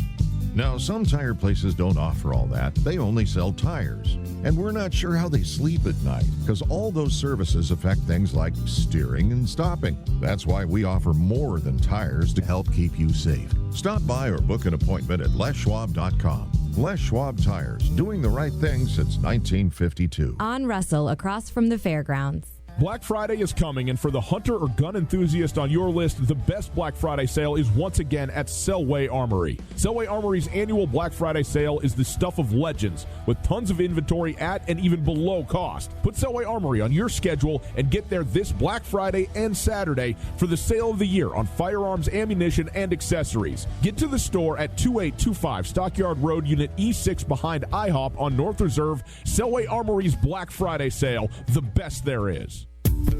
At Florence Coffee Company, we invite you to try our extraordinary drip coffee. Our drip coffee is made from our signature blend, which is a medium roast, bold but very smooth, representing Indonesia, Central, and South America. Florence Coffee Co. promises satisfaction in every cup of this perfect blend of the highest quality beans available. Stop by and try a cup today and visit us at florencecoffeeco.com. Sometimes it's stressful juggling all your responsibilities on the weekends. You know you need to do your chores. You know you want to spend time with your family. But really, you just want to watch football all day. Paradise Falls is the perfect option for a family-friendly place to hang out and still have a chance to catch all the games. Open 7 a.m. till midnight and offering breakfast, lunch, and dinner. Paradise Falls has 30 big-screen TVs, ESPN 3 capabilities, and much, much more. Swing on by Paradise Falls on Brook Street anytime you're in the mood for some food or some football. Paradise Falls, 3621 Brook Street, Missoula's coolest hotspot. Have you been in an accident and have no idea what to do? I'm here with Catherine from the Advocates Injury Attorneys. Unfortunately, people are injured in accidents every day, and dealing with the insurance company can add even more pain to an already bad situation. That is where hiring the advocates can help. Let us guide you through the process and take on the hassles for you so you can just focus on getting better. If you've been injured in an accident, give the Advocates a call, 406-640-4444, or online at montanaadvocates.com. The Advocates are on your side. Are you interested in putting solar panels on your roof? Do you want the latest on Montana's renewable energy policies? The Montana Renewable Energy Association is a leading voice for renewable energy, education, and advocacy in Montana. From community-based clean energy events to advocating at the Montana legislature, they work to ensure Montana's future is powered by the sun, wind, and earth. Find out more about MREA and join as a member by visiting montanarenewables.org or calling 406-214-9405. ESPN Missoula Sports Center. Good afternoon. Ryan Tootell, Colton Nuanez. I guess evening. We've jumped. We've moved time. Nonetheless, here's some sports news for you. Wednesday marked National Signing Day and the opening of the early national signing period for men's and women's basketball, volleyball, soccer, and softball. Raleigh Wooster, the reigning Montana Gatorades Basketball Player of the Year, officially signed with the Utah State Aggies Wednesday. The Hellgate senior averaged 22.2 points a game, 5.9 rebounds, and 4 assists last season to lead the Knights to a runner-up finish in the Class AA state tournament. Hellgate lost on a buzzer beater in overtime to Bozeman. The 6'3", 205-pounder verbally committed to Montana following his freshman year, but rescinded that commitment this past summer. The Montana State women's basketball team signed 6 players Wednesday, including a pair of players with Lady Grizz roots.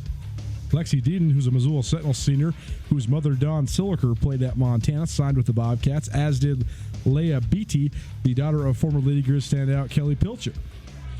And the all-class volleyball tournament begins in Bozeman Thursday, one of the great sporting events of the year in the state of Montana. Sentinel won the Class AA state title in 2016 and 17, but they lost earlier today in straight sets. Is that right, Coulter?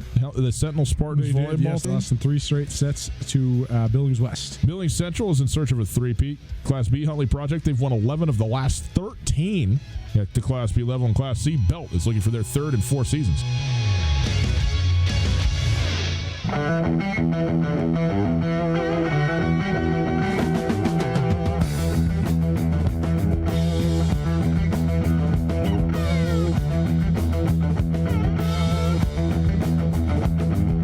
Just got paid today. Got me a pocket full of change. That's one of my favorite music intros right there. Love it. It's Tootell and Nuanez, 102.9 ESPN Radio. Be joined by Jay Hill, the head coach of the Weber State Wildcats football team. Weber State coming to Missoula on on Saturday for a top 3 matchup, one of the biggest game in the FCS in the country this particular weekend. It's Tootell and Nuanez broadcasting live from the Kurtz Polaris studios. Kurtz Polaris at 2904 West Broadway in Missoula. It is their 7th annual snow day on Saturday, December 7th, 10 a.m. to 4 p.m. One day only, the biggest sale of the year. So get into Kurtz Polaris and save a bunch of money, get everybody ticked off of your Christmas list. Not ticked off. You understand? Tick off the box. That's what I'm getting at. Checked off. That's what, yeah. There you go. Checked off. Better way to say it.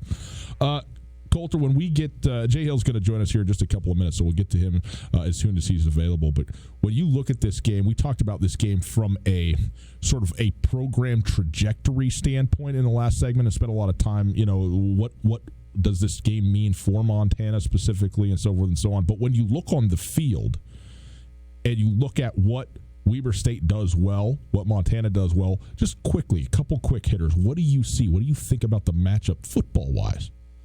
Well, first of all, I think we got to give Coach Hill credit. I can't wait to talk to him just about this element of it. But last season was supposed to be Weber State's season. And they had a great season. They won the Big Sky Conference. They went to the playoffs. But then it came to an abrupt end after they beat SEMO, Southeast Missouri State, in the playoffs. Then they ran into a brick wall in the Maine Black Bears, and they lost that game in Ogden. Right. And it was sort of an unceremonious end to an otherwise stellar year. But that team featured 3 first-team All-League players in the secondary, 2 first-team All-League linebackers, an NFL offensive lineman, and a Asua Opeta. I mean, they still returned a lot of their skill guys this year, but the defense was I covered the Big Sky for 13 years. I've never seen a defense that had 8 first-team All-League players on it. Never. Yeah. And they... I mean, it's a little more than your fair share at some point. That's what I'm saying. Like, is that even justifiable? And 2 of those guys did return, Adam Rodriguez and Jonah Williams, who are both senior defensive ends on this team. But you got 8 all-league guys, including 6 seniors, and then you have multiple all-league guys on your offensive line that are seniors as well. I mean, that's your year. So the fact that Weber State is number 3 in the country right now, despite losing all that, is a testament to the program. But as far as what we're going to see, Weber State, Adam Rodriguez has been a little banged up. He was a first-team All-League guy at DN last year. He's been a little banged up. But they've rolled their defensive line as much as anybody in the entire conference.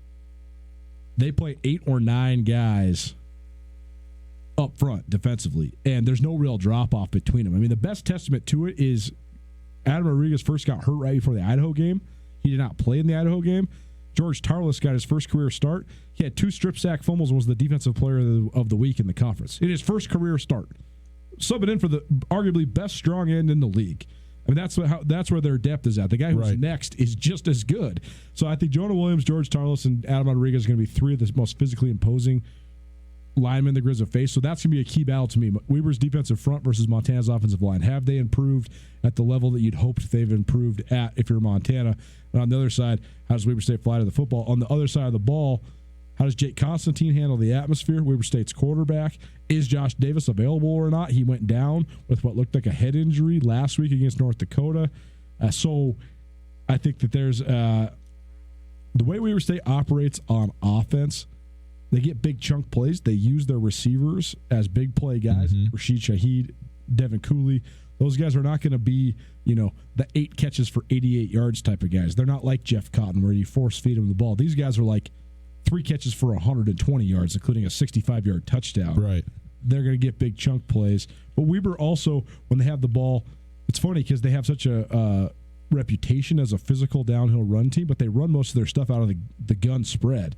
They just run a lot of single back stuff. But they almost always play 2 tight ends, and they move those guys around, and they confuse you pre-snap with all that. So the chaos that Montana runs defensively is met with some fire on fire kind of deal. Right. And so it could be a huge advantage either way. Because Montana's defense, sometimes they get out of gaps and they give up big plays. Yeah. But on the other side, sometimes they light you up. Weber State, if Montana is not succumbing to the motions, Montana's defense can light you up as well. Here's the thing that we've been talking about the Grizz statistics defensively. Yeah. When you really think about it, the Grizz have that Idaho drive last week, that 10-play, 97-yard drive, that was one of the only long scoring drives the Grizz have given up this whole year. Right. It's been big plays, chunk plays. Even in that Sac State game, 3 of those 5 touchdowns in the first half were 40-plus yard touchdowns. It's hard to sustain a drive against Montana because if they can get you into a 3rd and 5 or longer, they're going to light you up.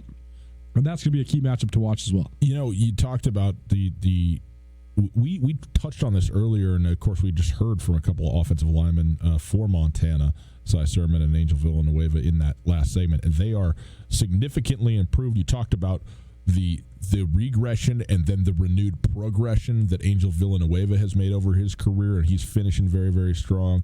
The switching the sides of the ball and still learning, but obviously coming along that Cy Sermon is, the introduction of Moses Mallory into that lineup as a transfer player and all that. They are much, much better, no question, than what they were a year ago. But again, being better and being up to the task of going up against probably the dominant defensive line, maybe along with Montana State. I don't know, however, Sacramento State I know is in there as well. But point being is that they're that good. Can they stand up to that? Here's the difference. I think that's a great comparison. But comparing and contrasting those 3, Sac State has an undersized but incredibly strong and athletic defensive line. Darian Chote and George Obina are. I mean, Darian Chote is 6'2", 270, and he's the best defensive tackle in the Big Sky Conference. George Obina is 6'2", 235, 240, but his motor is unbelievable. He comes off the edge crazy. And you look at Montana State, they got length and athleticism. Amandre Williams and Bryce Cirque are both long and lean and get off the ball. Derek Marks is kind of similar to Chote, where he is an undersized guy that really uses his hands well, and it doesn't matter that he's undersized, playing on the interior of the defensive line. But then you look at Weber State, they're just bricks. They're just brick walls. I mean, Jonah Williams, you saw Jonah Williams at the Big Sky kickoff. Yes, I did. We ate lunch together. Normally I'm the one that everybody's kind of watching at the buffet table. I looked like a snacker when Jonah Williams sat down. The guy at the looks like he's table. wearing pads. Yeah. He's 6'6", 285 pounds. He's lean. And he's lean. Yeah. The first time my brother ever saw him when he was a sophomore, my brother said, well, where did they get that guy? How did that guy end up at Weber State? He actually hasn't produced no shot on him. I mean, he's been a 2-time All-League player. But Stats for losers. Exactly. But, I mean, when you look at him, the fact that he had 7.5 career sacks coming into this year. He's got 6.5 sacks this year. So he's got 14 total sacks, which is an adequate number. But that compared to what he looks like, well, he looks like Superman. So that is going to be a really compelling matchup to me because Weber State, it's not just the athletes, it's the depth. They just come at you in waves and they wear you out.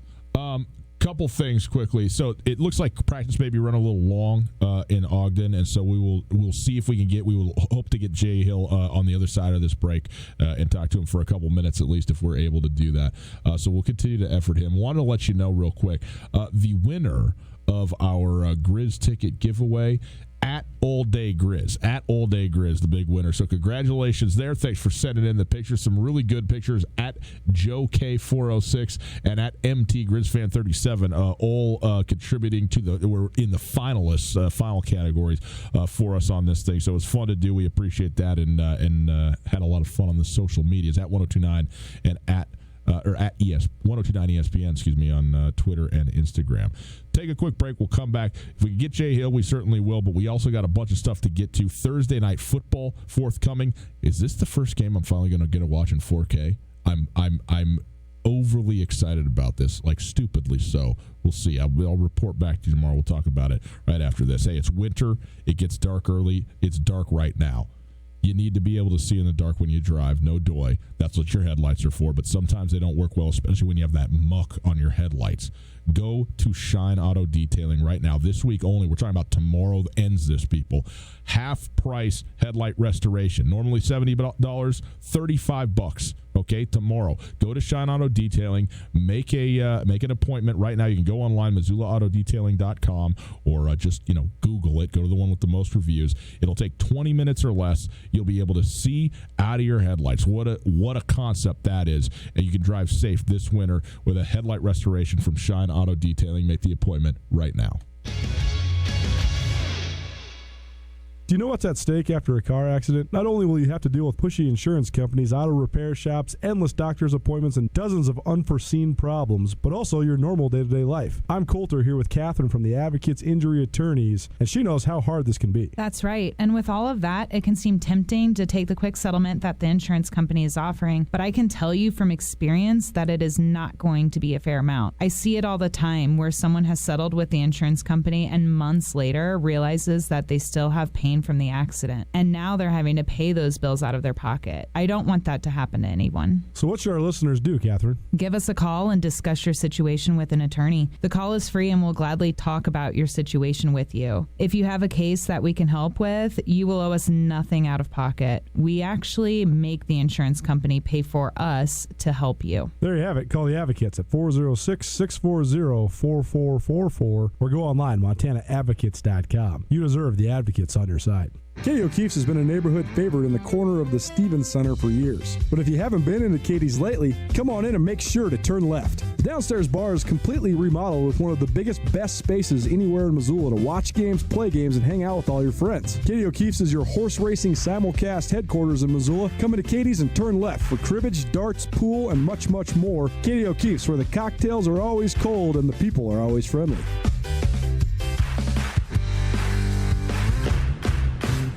Hey, Coulter Nuanez from Tootell, Nuanez. You need a great place for a Christmas gift? I got a spot for you. Aspen Sound in Missoula. They got all the hookups for everything you could possibly need for your vehicles. What are some of the sweet things you got going on down there, Tom? Thanks, Coulter. Apple CarPlay and Android Auto have sure been popular this year for safety and convenience. You can do text messaging, maps, pretty much everything you need, phone calls, music, everything right from the touch of your radio.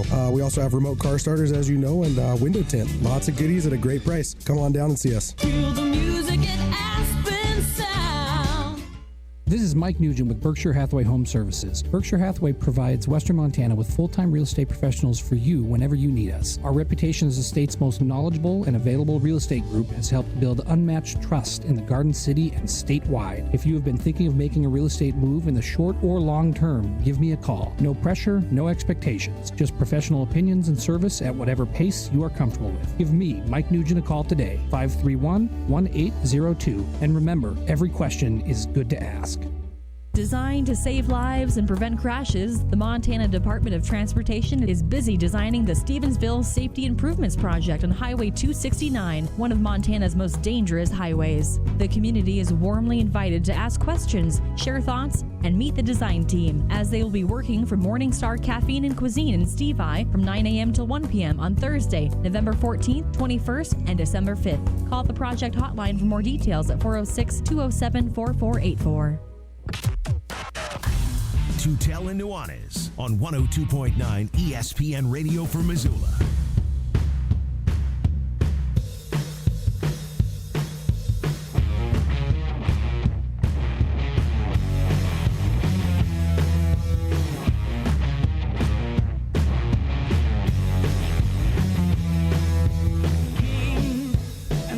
Welcome back. It is a Thursday, people. Thursday night football. Cleveland Browns hosting the Pittsburgh Steelers, a AFC North matchup. This is not a great matchup. I realize a 5-4 team versus a 3-6 team. I feel like it's Christmas Day. It's Tootell and Nuanez broadcasting live from the Kurtz Polaris studios. Kurtz Polaris at 2904 West Broadway in Missoula. If you needed some Christmas presents, and probably you do because that's the way it goes, December 7th is a Saturday, one day only at Chris Polaris, the biggest sale of the entire year. It's their 7th annual snow day, 10 a.m. to 4 p.m. Chris Polaris, be there. Get everything you need in one fell swoop. It's just that simple. If you missed anything in the show today, check it out on the podcast. Podcast available wherever you get your podcasts. You can listen to the Tootell and Nuanez podcast. The podcast available all the time, and it's there thanks to the Wingate by Wyndham Hotel. Also, want to let you know, the new FCS Speculators podcast is out. Episode 8 has been produced, woven together by our esteemed colleague David Graff, making it happen back there on that deal. So we appreciate him very much getting that thing done and out to you. So go listen to it and enjoy it, and we'll appreciate it. Coulter, tonight, Pittsburgh Steelers are you ready for this? Is this surprising to you? A 3-point underdog on their way to the Cleveland Browns. The Cleveland Browns, a favorite in this game. The Steelers, 5-4. It looked like it was going to be a 4-win season at best for Pittsburgh when Ben Roethlisberger went down. They lost their first 3 games of the season. Then they beat the Bengals, and you know what? Nobody cares because everybody does. They were then 1-4 after that. But they have won their last, count them up, Coulter, 4 straight games. Chargers, Dolphins, Colts, Rams. Not exactly murderer's row, but not also awful either, especially if you talk about the Colts and maybe the Rams as well. Very impressed. You know, Mike Tomlin, just I don't understand why people aren't more on Mike Tomlin. I know that we've talked about this a lot because you have all of the fallout with Antonio Brown, everything that happened with Le'Veon Bell. How much of that falls at the feet of Mike Tomlin? I don't know. There's a couple ways to look at this. Yeah, it went badly, and they actually underperformed, and usually that goes to the head coach. I think there's a general manager to implicate in some of this stuff as well. And also, if you wanted to spin it in the positive side, how did Mike Tomlin keep it together with those 2 guys along with everybody else? And by the way, Ben Roethlisberger, no picnic from what I understand in that regard. He's the one who kind of kept this thing afloat for this long to get them to perform the way they have. Now those guys are gone. Doesn't even have his quarterback playing. They've won 4 in a row, and they look like I wouldn't say a really good football team, but a competitive, obviously, football team. And frankly, if you want to just talk numerology, a team that's very much alive in a lot of respects where they were buried a month ago. I'm amazed at that, and I tip my cap to Mike Tomlin on this so far this year. This is impressive to me. Go ahead, go the other way. It's fine. Well, I don't know. I think that I see both sides of it. I think that the Steelers are one of the most stable organizations in all of pro sports, or at least they were. Yeah. And I think that then gives you an entrenched advantage over almost everybody else in the NFL, because what do we know about the NFL? Almost everybody else is completely unstable, and the quote-unquote stable organizations, including the Cincinnati Bengals, who've been actually stable in terms of their front office and stuff like that, have just been straight up consistently mediocre. Most of the other stable organizations, with the exception of the New England Patriots, have won at such high levels. I think that on one hand, I agree. Mike Tomlin did keep it together a little bit with those guys. He also didn't win hardly anything with those guys, and it was one of the great offensive 3-headed monsters in the last decade in the NFL. They got nothing to show for it. So, I don't know. When you're the coach of the Pittsburgh Steelers, you need to win a Super Bowl every 8 to 10 years, especially when you have a great set of players like he had, and he didn't. How many Super Bowls have the Steelers won ever? 6? Okay. 4 of them in a row, right? Or 4 in 5 years, whatever the 70s. I guess I should rephrase it. Not win one, but you need to at least be in the Super Bowl or be in the AFC Championship game. Did Ben Roethlisberger play? So when he had Antonio Brown and Le'Veon Bell, did they ever make it to even a conference title game? Oh, yeah. They went and they got blown out at least once by the New England Patriots. And get in line there because everybody has. But they also, Mike Tomlin has won a Super Bowl. Okay, he did not just go, but won the thing early on in his career. Earlier in his career, shortly after Cowher retired. I don't remember exactly what year was that they went in and won that thing. Was that the Arizona Cardinals that they won, or was it after? Right after Bill Cowher retired, is that what you're saying? No, it was 2 years after that. It was with Mike Ben Roethlisberger again. First Super Bowl. Is that what you're referring to? Mike Tomlin's first Super Bowl? His first and only Super Bowl, right? No, they've won 2. Bill Cowher. No, he's won 2. He won it in his second year, and then they won the Super Bowl in his second year, 2008, and then they won it. No, you're right. They've only won 1. Yeah, because Cowher won one against the Seahawks, and then the next year it was a tough year, and that was it for Cowher, and he retired. And then Tomlin came in, and he won one. But he won one, and they've been very competitive and really, really good. And yeah, okay, so you haven't won a Super Bowl with Ben Roethlisberger and Le'Veon Bell and Antonio Brown. You know what? I can show you a lot of teams that haven't won a Super Bowl and have had a lot less wins in general with that same sort of talent. Yeah, but not the same level of expectation or stability. That's what I'm saying. You're the Steelers. They lost to the Packers. That's who they lost to. So 2 Super Bowl I guess what I'm saying is that 2 Super Bowl appearances in a lot of places is good enough. And in Pittsburgh, it's not. I mean, clearly it is. He's still the head coach. And they have never fired a coach. They've never fired a coach. Right. They don't know how to fire a coach. That's right. And he might be the first one that gets fired. That's the picture of stability, though. I mean, that's what they do. I know. I guess my point, I'm not making my point very well. Is Mike Tomlin a good coach, or has Mike Tomlin just been a good coach at times because he's the head coach of the Pittsburgh Steelers? That's what I'm saying. I mean, was Bill Cowher ever a good coach, or was he just a good head coach at some times because he's the head coach of the Pittsburgh Steelers? I don't know what percentage to say, okay, this percent of success lies on the owner, this percent of success lies on the GM, this percent of success lies on the coach. There is enough to go around, no doubt about it. Would you agree with this? Would you agree that the head coach of the Pittsburgh Steelers is the least consequential head coach in the NFL? No. Really? Who's less consequential? Who has more entrenched success and tradition with their organization than the Pittsburgh Steelers? No, I go the other way with it. Look at the bad organizations. Doesn't matter who's the head coach. They're going to stink. Bill Belichick was the head coach of the Cleveland Browns and got fired. That's a great example because Bill Belichick is the greatest coach of all time, right? Would he be successful anywhere? And by the way, he's a very young coach at the time that he was with the Browns, and the Browns were actually not terrible while he was their head coach. So this is, a different deal now. But if Bill Belichick was the head coach at a team that wasn't New England and didn't have, Bob Kraft and the stability and the great ownership and the everything else that supposedly he brings to it, would he be as successful as he's been? Maybe not. But all I'm saying is, if you have a bad coach or even just an average coach, it can be buoyed a little bit by the organization and the quality of the organization. But who's been more stable than the Giants?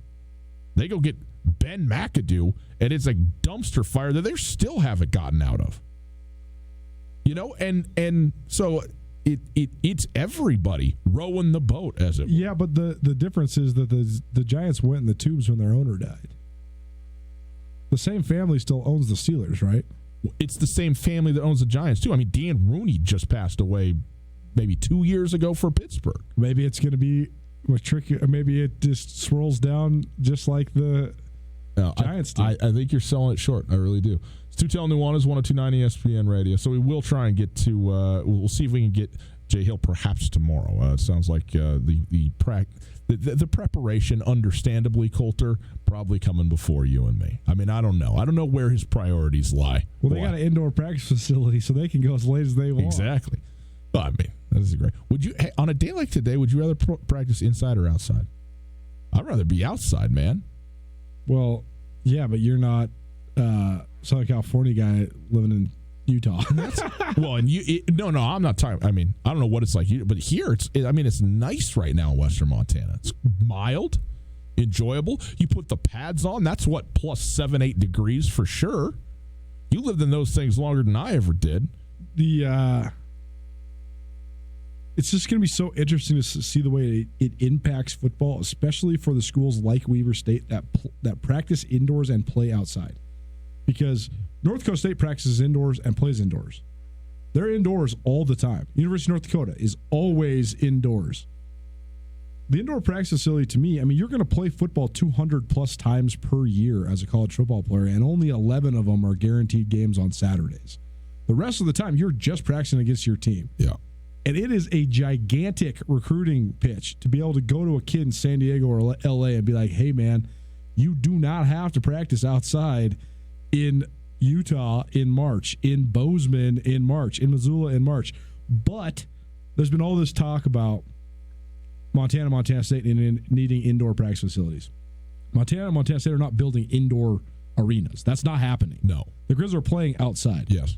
So, I mean, do you think Bobby Houck wants an indoor practice facility? Because I don't. Absolutely not. Here's what I think. I think Bobby Houck believes he has an indoor practice facility in the Champion Center. It's not an indoor practice facility in the sense of there's an indoor football field that you can go run 11 on 11, but I guarantee that the sales pitch, look, if he was selling the Champion Center in 2004, that never came to fruition until 2017 or whatever, you can guarantee that he's telling every recruit that wants to hear about how cold it is in Montana, don't worry, we're inside all the time, even though they are not. I mean, they are inside quite a bit. They do a lot of work inside the Champion Center there. It is not a practice facility as such. Yeah, I'm just so interested to see how it impacts football, especially in the Big Sky, more than any other league. Well, what do you think about Montana State? What they're building on the end of that thing? I mean, that's just an answer to the Champions Center. They're still far away from getting an indoor practice facility. Yeah. Okay. At least you avoid the parking chaos when I mean, we make jest of it all the time, and it's like this badge of courage that we're from Montana and we live here, and it's so cold all the time. Ha ha ha ha ha. So many kids straight transfer from, especially Montana State. They straight transfer from Montana State. Let me tell you something. I can completely relate to them. I don't begrudge them at all. I've been to Arizona in the summer. I've been to the Philippines. You send me to the University of the Philippines on a scholarship, I will give that scholarship all the way back and get the heck out of Dodge.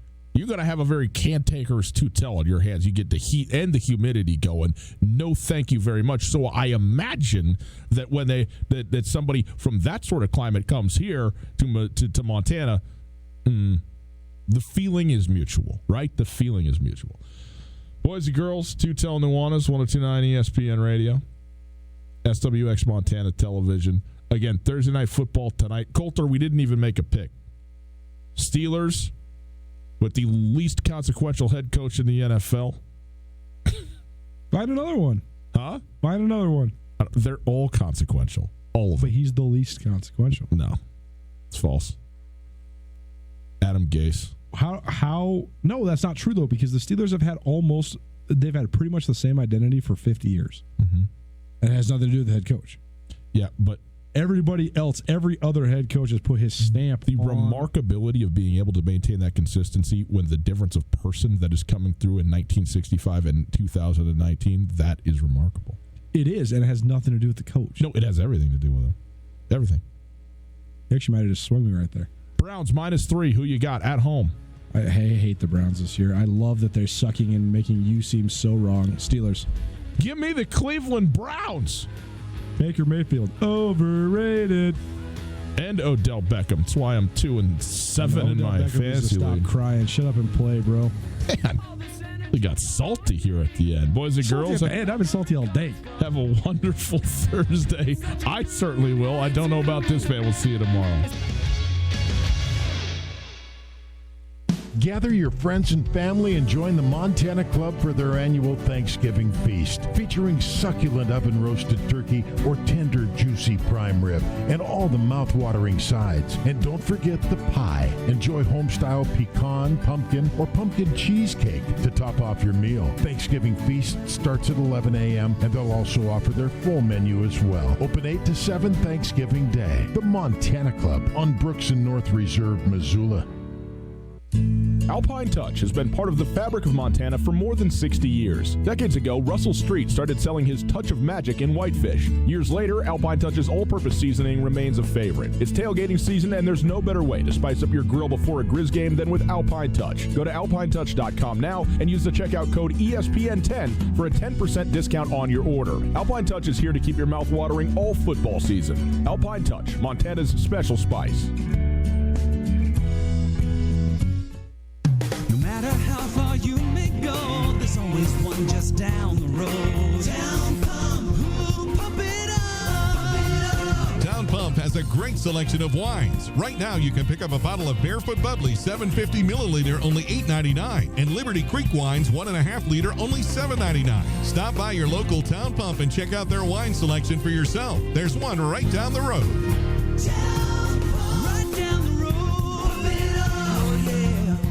It's a rite of passage, that first bank account. Explore the great options for your young adult with a visit to Farmer State Bank, online at farmersebank.com or in person at any of our 9 locations in western Montana. Our checking and savings accounts are designed to fit any lifestyle and budget, with the flexibility, innovations, and security today's consumers demand. Start out right with Farmer State Bank, your Montana bank since 1907. Member FDIC. When your football team scores, sometimes you want to celebrate with a shot. Other times your team might be getting whipped. You need a beer. At Katie O'Keefe's, you don't have to choose. Every Monday and Thursday from 6 to 10 p.m., come watch the NFL and enjoy a premium shot and a beer for just $6. That's right, a shot and a beer for $6. Located in the Stevens Center, Katie O'Keefe's is also offering $2 pounder cans of Rainier, PBR, and Busch Light. Monday and Thursday night football at Katie O'Keefe's, where the drinks are always cold and the people are always friendly. You've been auditioning at the dinner table for years. Are you finally ready to hit the stage? Arts Missoula and ASUM are teaming up again to showcase the best of the region's high school talent at First Night Spotlight. Audition at Hellgate or Big Sky after school on December 2nd and 5th, respectively. Or for Sentinel, Willard, and surrounding schools, tryouts will be held 11:30 a.m. Saturday, December 7th at the UC Theater. The best of the best will be invited to perform live on New Year's Eve. To sign up for First Night Spotlight tryouts, go to artsmissoula.org. ESPN Radio for Western Montana, KKVU HD3 Stevensville, and 102.9 FM on K275BS Missoula.